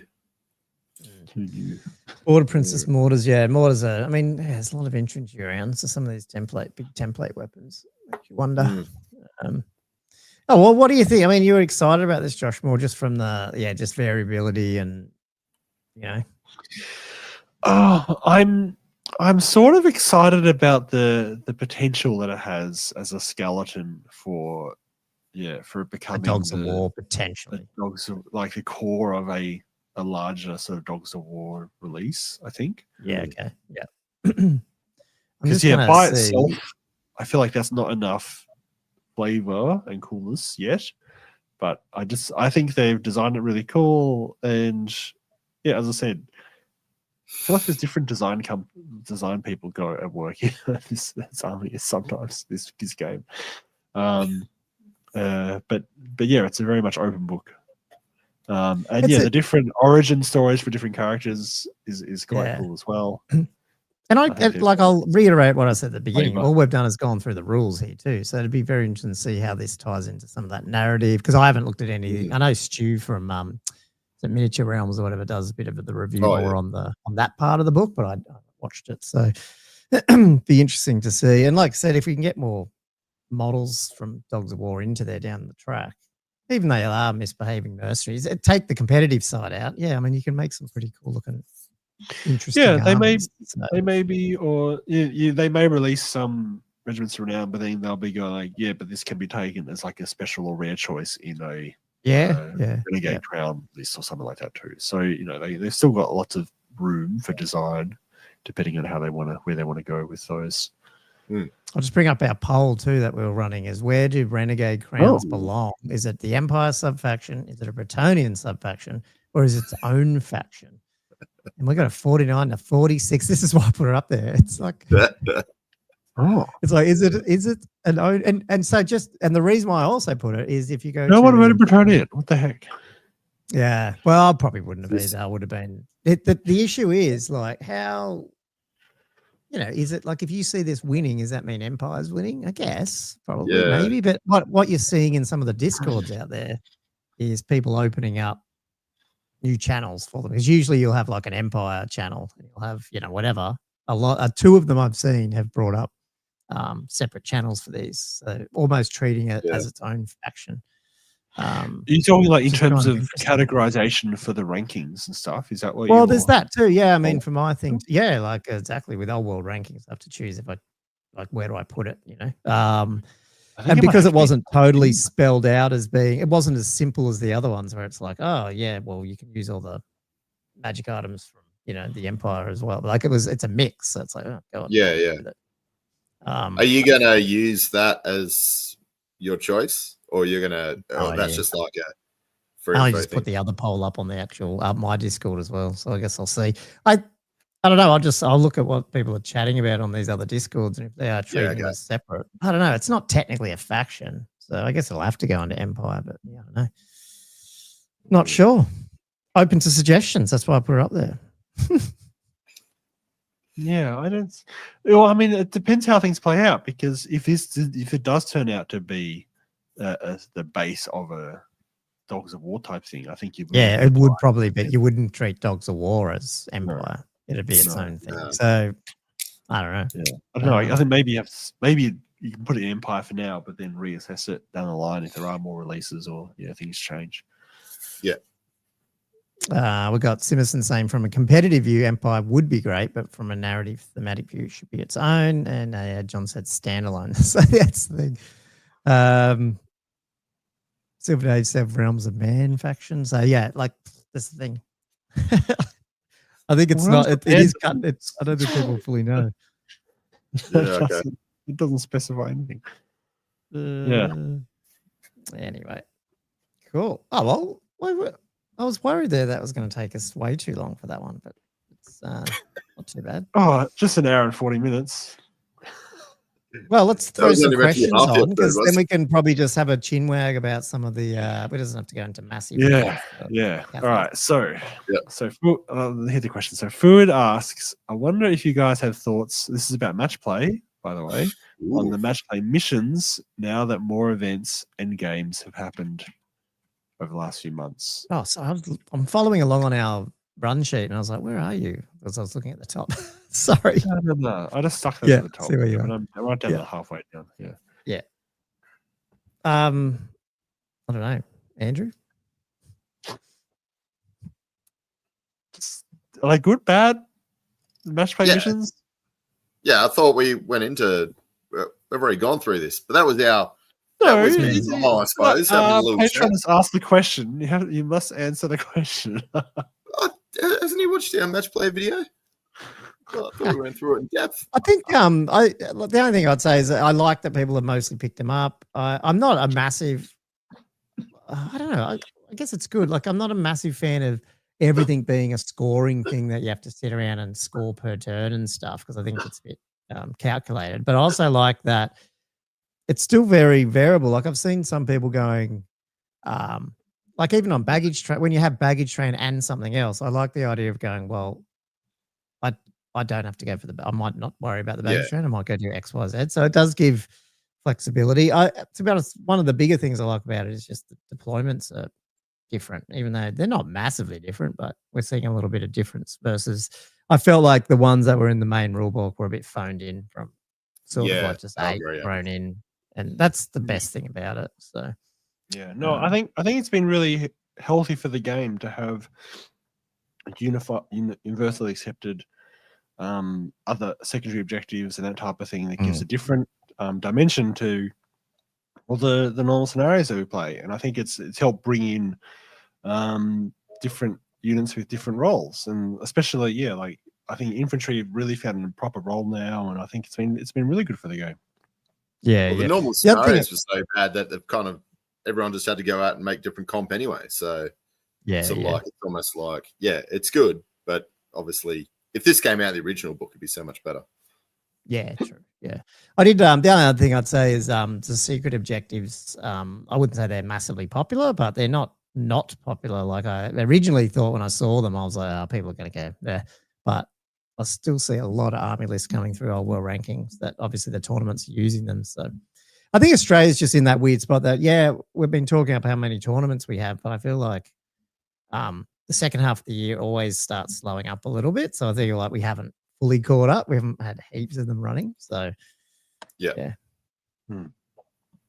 Angela Stark is like, the true value of infantry came from 1.5, not the match play guide, which I agree with you. I think they've got massive buffs, obviously, as well. But it's a nice extra little bit on. But I mean, if the rule was to try and kill something, it's still hard to kill. Infantry can't kill a lot, but they can hold objectives. So it sort of needed that. Yeah. And it forces you to engage with the infantry because they're sitting on objective and you're like, oh, we've got to get rid of this. So, yeah, it's a different dynamic. All right. Next question, sort of. The Orange Juicer asks, not so much a question, but more a request. Can I get a Mr. Consistent New South Wales badge on all the rankings for attending 3 ranked events and getting the wooden spoon all 3 times? It takes real skill to roll as many 1s and 2s as I do. Might have to look into that. I haven't really spent a lot of time on those achievement things. I think it'd be nice to add a few more of them and actually get people assigning them, like the TOs, because that's the problem. I don't go through and assign like who won best painted and stuff. So definitely I like it. Yeah, like the idea. I wouldn't spread up there too. Yeah. Well, there's no central, like, there's no systemic way of nominating those prizes, really, is there? No, it's really up to or anything that. Like, those programs don't have a native way of nominating prizes. Yeah, not consistently. I don't think. Yeah. No. Some do. Some have their voting thing. If they vote through that, you know who got painting and stuff. But I don't pull that in. Yeah, I just let the TO set it if they want. Yeah. Yeah. Right. Good luck on Shusa, but you can get 4 in a row. I believe in you. Was that a dig or not? That's funny. No, that was just some. You wish you had to come last. Well, he said it took a lot of skill, so I think. Yeah. Anyway, that was just a short comment. Next question. Mark asks, so here is my question for the team this week. Given the current comp rulings, if you have to attend a 5-match GT in 3 weeks' time, what faction are you playing and why? And this is a theoretical question about what faction. You don't have to have the faction to play it, if you know what I mean. So yeah, he says, given the current comp rulings, but I think it's more based on the current meta, what you want to play. What are you in the mood to play? It's a 5-match GT, so it's 2 days. Well, I'd use that. I don't know if I could get it done, but I'd push to try to get my Cathay done. Just because, and it's because I got Cathay. It's not so much because I want to take Cathay. All the balloons, just just how but many I balloons? think in Australia I'd only be able to 2 anyways, and that's all I got. So I'd have. What if you were playing in London and you let as many balloons as you like? Yeah, nah, I don't think I'd ever do that. I'd still only take what I've got. I'd take Miao Ying and 2 balloons, and you get an extra balloon for like £90 or something, or whatever they are. Yeah, true. I don't even know how much they are. It's the size of the thing and a lot less than a while to get through. Yeah, true. Have you done? Oh no, I guess I'm waiting for hobby for the update. The balloon day. Yeah, the balloon day. What's yours, Josh? What would you take? I really can't. I just have to. I must admit, I actually just want to play Errantry Crusade, and that's all I want to do right now. So that's probably the answer. But I'm actually kind of want to just run the Renegade Crowns thing because it might be fun. So if I didn't have to put an army together, I can just run it and just build an army. I think I actually just would love to just put them out. Maybe do like the Bretonian less formation with like these free blade guys. I don't know, maybe, but yeah, I think I would actually play them. I should have asked you this because this felt like I looked at a few of the Bretonian forums discords. Basically, a lot of people saying it's sort of like if you went down that route, you're basically Exiles, but Exiles still does it better because they have pegs. Yeah. Like what infantry does it bring that you don't really have anyway? Like it's almost like it's it's like if you go that route, I'm saying like if you're doing a different route and it's all humans, like not pegs and stuff, that's a different story. But yeah. The way it should be. Full plate lance formations. Yeah. But no blessings. So yeah, I feel like it comes out in the wash. The other thing I was thinking about this afternoon, I was going, I really want to play that all mounted orc army still. I haven't forgotten about the WAYY. called? Nomadic War? What do you mean? Oh, okay. Yeah. Oh, you actually just want to play it? Oh, cool. Okay. I still want to play it. Yeah. I just do you actually want to have have. an army? No. I was going to say you got to pull this out and go. Look what I've got. No. I just don't have time to build it, but I still like the idea of it, and I kind of haven't. You can borrow mine one day if you want. Ooh. I do have a lot of ball boys. There you go. Okay. All right. Because I do have double wyvern. It is. I probably would have them all on boars. Yeah. Well, I've got a few boar dudes. I've got a couple of neck snapper models. Because it is a long-term hobby project, and I'd love to do a boar boy army with all these Bretonian sort of stolen loot and stuff. I think that's right. Yeah, that would be one. Yeah. One day. Yeah. One day when we get time. Yeah. See, John's got the right idea. Come up in January and use my army at Oldhammer. Yeah. In January? Well, I'm assuming. Is that out yet? But I'm assuming it in January sometime. Wait, when in January is it? Like, how close to CanCon are we talking? No, it was like a week or two before. It's like mid-Jan, wasn't it?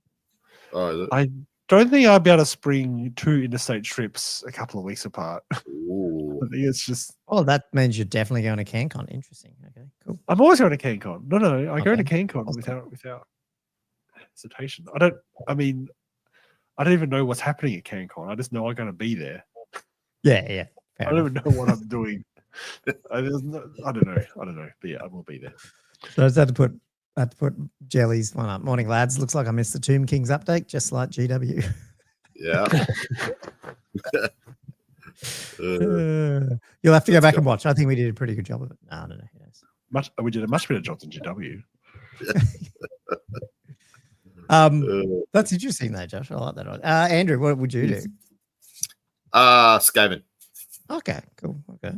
We'd take it in 3 weeks. Okay. That's why he's printing rats there. Okay. That's why I'm printing rats.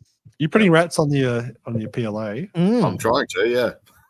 Oh, cool. Okay. I'm intrigued. We're not coming up too bad, although I had a few moving around on the printer before, so we'll see. Cool. Yeah. I thought the arrangement was you'd print buildings for Gomo and Gomo would print. I'm happy to print like a lot of them. I said to him. I didn't want to tell it. I don't know. You're trying to trick. You're just going to dump all these rats. It would be a lot easier me making terrain rather than trying to make stupid rats on the. But I was going to talk to you later about what roads and stuff you want. So, anyway. Okay. Yeah. I started printing anyway. Keep going. Sorry. One more question. So King Bash, sort of piggybacked on Mark's question, and on a similar but completely different note, what army should I, Bash, take to the Welsh Open if I want to win it? And it can't be. I was going to say. And it can't be Cathay or Bretonian Exiles or High Elves or Warriors of Chaos. Because I was going to say it sounded, if anyone hasn't followed Pash's his update from London DG, it's definitely worth a watch. I actually loved it, Pash. He wanted feedback on. It was more of a talking. I don't know if you watched his videos, like an hour and 20 minutes of him talking through his games plus like other stuff with it. And it was good because you get some insight and stuff. But I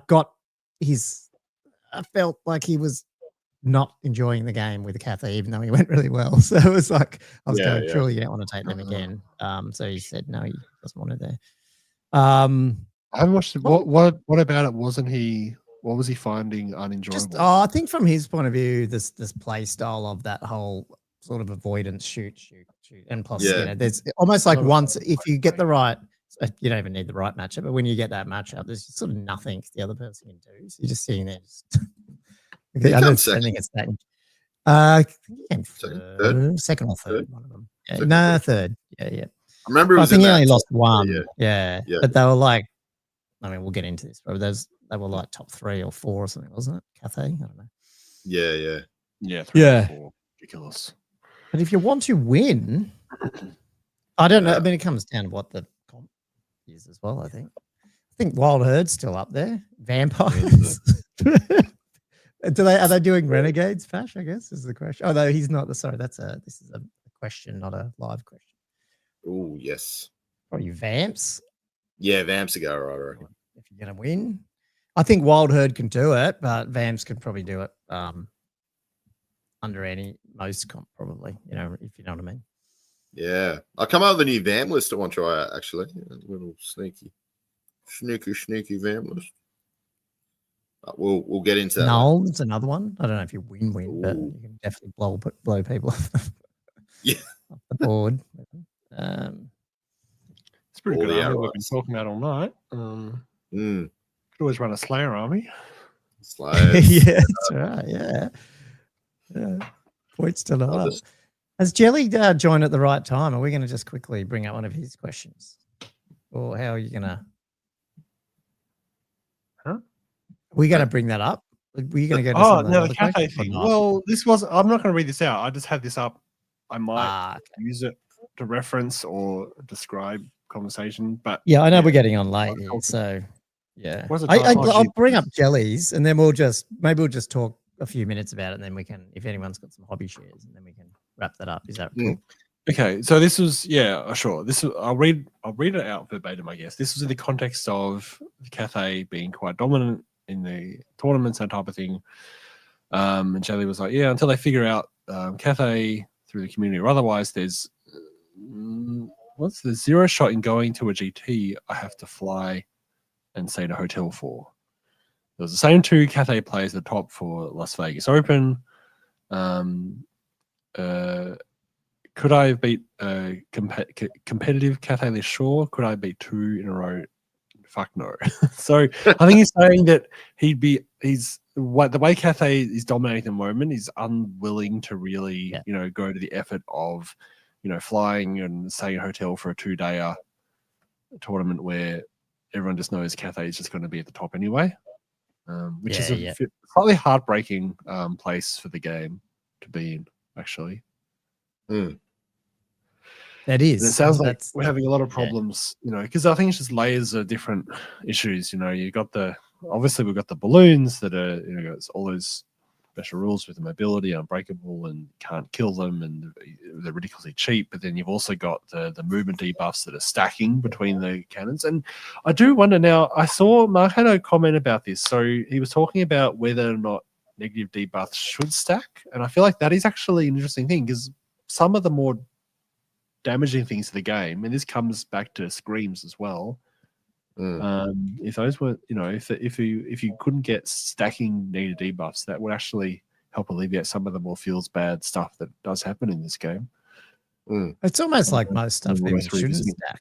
Like if you just get rid of that, most of that concept, unless it specifically spells it out that it does. I mean, unless it spells it out, maybe by default it just shouldn't be stacking, because it also means some of the beneficial stacks also are taken advantage of to the extreme as well. Like even the necromancer, like the whole terror bombing, like where you got the -2 card leadership and then you dump the unquiet spirits at -1. Suddenly they're not like if you just went blanket, everything is just not stackable unless it, the odd case where you allow it to stack. Like, I don't know, like something like, rules like leadership with warband and something like, obviously that's stacking, if you know what I mean, like per rank, that's a different thing.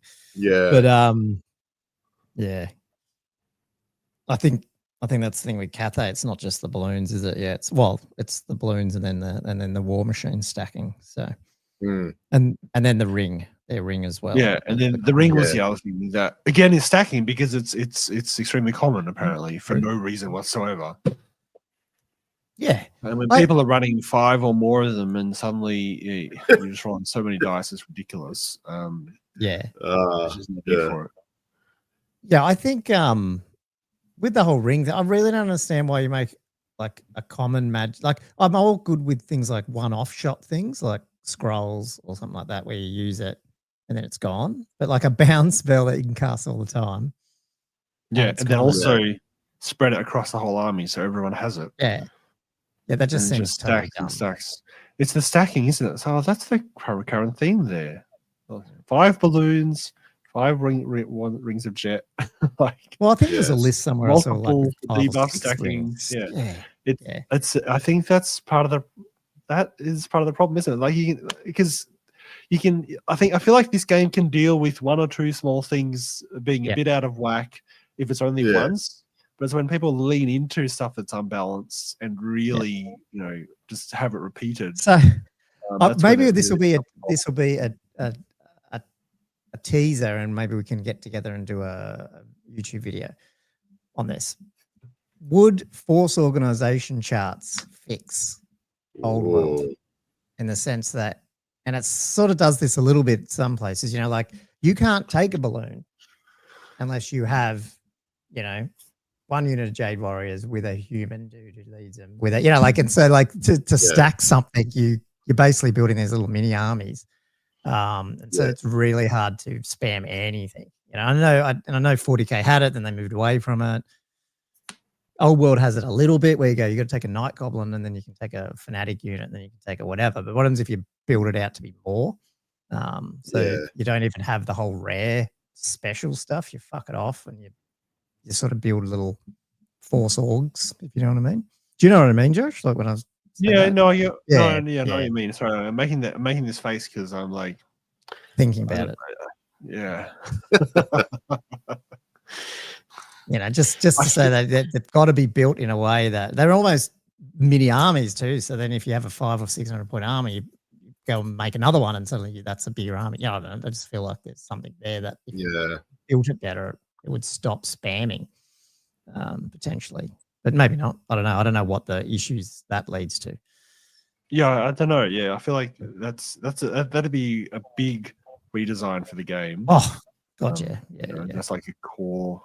But it always feels like fantasy goes through this whole thing of it's either percentage based and it gets spammed, or it's like a number based and that still gets spammed. Or I don't know. It's like six probably fixed it somewhat a little bit. I don't know. I think the problem is we got I swear the rules guys and GW, they've played 40K too much, and it's almost like you see all this porting over of these, expensive, they're expensive to buy and they tend to be quite, good on the battlefield, but it's also some of the rules, 40K has just always had those it's very metaverse, and unfortunately it seems like that's the way that our world seems to be. We're in this little metaverse as well, where we're sort of, metas is what's running the game, 50% of the game, I'd say.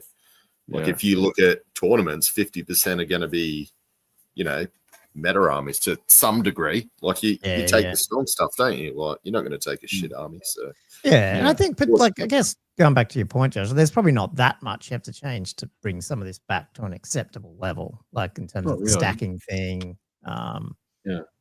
I don't think Vamp's even in the same boat, with the Scream stuff. I just feel like, didn't someone bring up, if you could just, let the Scream do what it does, but you can't Scream into combat unless you're in the combat type thing. Or you can't modify the Scream with additional debuffs. Oh, so it's just always just -2. Yeah, that could be an option. Yeah. So it's not actually a leadership test. It's just like the old 6th Ed, because the old 6th Ed Light of Death or whatever wasn't a leadership test. Remember that thing? So it would just, you could do it at unbreakable units and all that crap. Because it's just literally roll this dice at their leadership -2, but it's not a leadership test or whatever. Yeah, that would be good. But even if you didn't go to that level and you just said it doesn't scream into combat, could that be at least allow you to send shit into it so that it's stuck in combat, so it can still scream that unit, but it then now can't scream other things? I don't know. Yeah, it gives you more tactical options to sort of control it and play around it a bit. But yeah, I do wonder if preventing stacking is might be a healthy thing for the game. But really with the balloons, with the balloons, I was going to say, we just have to wait till GW have decided they've sold enough. Hopefully around Christmas time, and then they'll nerf them, and then we don't have to worry about it anymore. Just buy the new thing that's out, new expensive toy. All these overpowered regiments of renown come out. Yeah. God, imagine, man, you just my ADD. You keep sending me off on tangents, but yeah, if they brought out plastics of all that sort of stuff, fucking hell, you'd just be buying it, like the Dogs of War stuff. And I mean, I know we print a lot, but they do bring out some cool looking plastics as well. So. They do. So I did see a very nice looking Cathay proxy that you showed me the other day, Gomo. Oh, no. I couldn't even tell which one was the GW one because you actually said, is that are we just going into hobby quickly? Is that the? I think it's time. Yeah, that's my segue. Before we close it out, I don't really have any hobby to go through. I have been painting some Bretonians, but it's more for my little narrative 6-set events. Okay. I was going to say because what are you working towards? What I did there? Interesting. Yeah, the podcast last night was on it. Well, you end up having. Oh no, you didn't. Sorry, you didn't rebase. I can't remember. Did you with that other realm unit? Did you put it on 60s? Can't remember what you did. No. 30 by 50 by 25s because my whole system, I don't have any lance formation trays, so everything has to be on those adapters. So it's all internally consistent. Yeah, makes sense. Well, I could throw my hobby up quickly, and I think I'd shared these elsewhere. I can't remember. Did I share this last week? This guy? I can't remember. Or was that just on the Patreon? I think that was this week. Not on the podcast. We ran out of time. Yeah, I saw you said. I've been harassed that I need to get Shaggoth going, and I was going to maybe use the Shaggoths that I've been using for my Shoutouts, but they're just too little. They weren't as impressive enough, and then I found this guy, and he does scaling him down to 90%. He does just fit on a 50 by 75, and there's like half hanging off the back. But I thought he looks pretty cool, and so he does. I thought I'd actually get him done really quick, but I didn't. I just airbrushed. Actually, just in terms of size comparison, he is. Sorry, wrong screen. That's my normal Dragon Ogre, and that's him next to it. So he's a lot bigger than Dragon Ogre. I thought he's supposed to be like he's a 240 point thing. So he's supposed to be pretty big. I can't believe I asked you. I was like, "That thing's massive, right?" And then I was like, "Is that as big as a lantern?" And you're like, "Nah." Showed I don't think I've got that picture there, but it's only just getting to the bottom of the. Well, that's the base of the lantern. The tripods, the lanterns. He's a little bit taller than he can almost look over into the lantern next to it, but that's it. I don't think he can actually, so he's not that tall. That's sort of kind of crazy. I've laid his flesh tone down and he's like the same sort of color scheme I did on my Dragon Ogres. So there's going to be a lot more armory fancy stuff, which is a bit annoying because it won't be so chaotic, but I don't know, maybe I'll do some, weathering or something on it. He's got a trunk, so that'll break up some of the other colors. So it should be pretty cool. But yeah, then I've had this lantern slowly going, and then I thought, well, it's time to get into it. So I started painting him, and more of it, and that's him together. Nice. Although it's still not fully painted yet. This is where he's at basically. So I haven't finished him. He's base coated. I'm still cleaning up these emblems. Ready for oil. I'm going to oil some of it. I don't know if I'll oil the whole thing. I'm not sure because I've used contrast and stuff. So I don't know how much that is, but I'll oil this and then take most of it off. In terms of the what's called the actual balloon part. So it is basically ready for that stage, which I'll probably do the next day or so, and then obviously put some decals on it. But because it's up to that stage, I wanted to get the crew done, so I did the crew, and that's what Josh is talking about. There is a new, I don't know if you call it a Kickstarter. What do they do on My Mini Factory? It's like Punga Miniatures are doing one of those. I can't remember what they're called, but actually it's like a Kickstarter-y thing. Yeah, I think what it's called. Yeah, it's the same sort of thing. Yeah. Is it a tribe? Great timing. Yeah. Well, that's awesome. Anyway, so the guy on the left there to the right, which actually I'll zoom in, is the free miniature you get not free, you got to pay to get into the thing, but you get him now. So he's the guy on the left there of the two. And then the Magistrate is the one you get with Games Workshop. So it's pretty close. I mean, there is obviously stylistic differences, but I mean, Scale-wise, that guy's at 93%, I think, and that's where he sits, and he's pretty close. If anything, like I said, he's probably still slightly bigger. But if you told me it was the other way around, I'd be like, oh, okay. Like, I wouldn't have. You'd see him on the table, would not even know. Yeah. Wouldn't. Yeah. Wouldn't bat an eyelid. Yeah, so I think they'll fit in. So, and then looking at their cavern stuff looks pretty good. So I'm hoping because you guys know what it's like if you've done any Games Workshop stuff lately. They're fucking pain in the ass. I've put together like 8 of the Jade Warriors, and I'm like, whereas when I look at the Punga ones, they're like they are multi-pose, but they're at least the body all comes out one piece at least. It's so luxurious, isn't it? You just rip them off the supports, like done, construction done. So I'm not looking forward to like the horse where they're like in 5 bits and so I don't know. At some point, 3D printers. Look, you got lazy. Depending on how they cut it off with sprue. It's the horse ones. Like I do need a few more horses and a bit more Jade Warriors, but I feel like if they can mix in and not be too bad, maybe I might mix them up. I don't know. Yeah. We'll see. Oh, do you think the aesthetic's close enough that it would actually just fit? I don't know. The unit? I don't know. Either that or you just do different. Like, if you have an ambushing Jade Lance unit that looks different to the other ones, it wouldn't matter. Yeah. And especially because with Miao Ying, where you get the extra, you pay the extra to make them the celestial, whatever it is, warriors. So you wouldn't matter if they're that way. It's perfect because they're slightly different.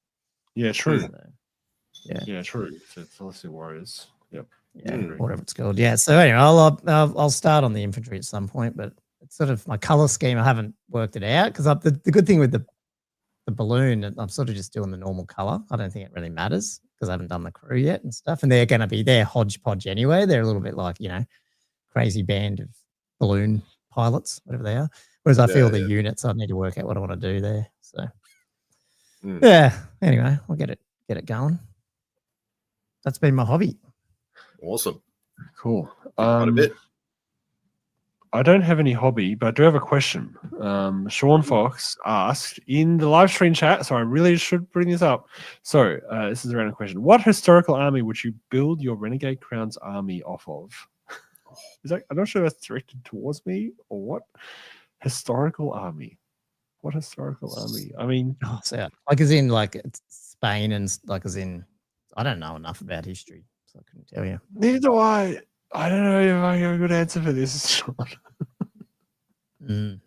Sorry, Sean. Although we don't call you Sean, and the is it Zen Fox? And the OG, we have to call him. That's what he is on Patreon. Crusaders, Italy, Renaissance. I mean, that's sort of the 1600s or so, which is sort of what Tilia is actually themed around. There's Italian mercenary armies. Essentially were just paid armies back then. There's one thing you don't see a lot of, but I reckon it'd be cool. It's like, remember like Robin Hood, Prince of Thieves? It was like the 10 like late 11th century. They had like that all mail with like the big teardrop shaped shields. Yeah, I used to love those. You don't see any armies. I've got a few of the old. I've got some old Citadel that actually have that. They look like that. J-mail. They got the big teardrop shields. They must have been old Citadel ones or whatever or something. Whatever it was before then. Oh, the teardrop, not the Pavises. You're saying like a handheld one. Yeah, like the old Robin Hood, Prince of Thieves. They got like the guys in all the mail, like the big long mail dress, and like they just had like the helmet with the nose guard and the big giant teardrop shaped. Yeah, I know what you mean. Where are they? What location are they from? Are they from UK style? Yeah. It's Robin Hood. Must be from Nottingham. Yeah. Nottingham. Have you not seen that movie? It's a classic. What? What? I would have seen it. But... You have not seen Robin Hood. What? That's his hobby. You lie. What kite shields? There you go. Kite shields. I've not seen that. What? Wait, which one's the Prince of Thieves one? You're talking about that ridiculous, because there's that comedy one where they like dancing. No, it's got Kevin Costner in it. Oh, okay, this is a serious one. Yeah, ages ago. Wow, what's his name? Alan Rickman as it was bringing what had a witch in it. What are you doing? You got to watch it this week. That's what you got to do. That's his hobby time. Oh mate, I'm ranting now. First Slayers, now Josh hasn't seen. Oh, what are you doing for your hobby, Andrew? Printing Skaven, obviously. Printing rats and just doing heaps of bases. Yeah. I stuffed up when I basically this is something that I've asked a few people about. I'm getting heaps of different answers, but I ended up priming with an oil-based primer, and I was worried because lots of people say, "Oh, oil-based primers, acrylic paints come off like the plastic or something." Sorry, eat the PL, whatever it's called, the PLA or whatever it's called, plastic. Is that what you're talking about? Or no, just using an oil-based primer and then painting over it with acrylics. Like apparently some people are like, oh no, it's a big no-no. Some people are like, oh, you got to seal it, and then others are like, no, it's fine. And then it's just I found it quite interesting. So I've been looking into it because there's so many different opinions with acrylics over oil-based, but apparently primer's okay. You just got to let it dry really well. I do a bit of acrylic over my oil, but that's usually stuff like a few little highlights or like metal chipping and stuff. I don't know about painting a whole model, but yeah. Well, that's it because the primer, right? If there's an issue, you got problems. Anyway, well, cool. Hey, just quickly, we'll wrap it up. Sorry, guys, but that's just the Celestial Empire campaign or whatever it's called on My Mini Factory. So I'll leave a link for that because that's what they're. The interesting thing I thought about this is actually doing a lot of ogres, which if people are after some different sort of ogres, because you've got like the lead belcher ogres and stuff. So you could almost do an ogre army, with some of that because they're all multi-part too, so you can move them around. But looking at their lances, they're not as dynamic, so I don't know, you probably wouldn't mix them. Yeah, the Jade Warriors you might be able to, but Jade Warriors actually look pretty good. But the horses especially. Yeah. Oh, it's a shame. Like it's funny, isn't it? Some sculptors are really good at some things, but sometimes they can't quite do like beasts or animals quite as well as they can do like human forms, and I feel like that's a good example of that. And just I should not bring this up now, but I'm going to.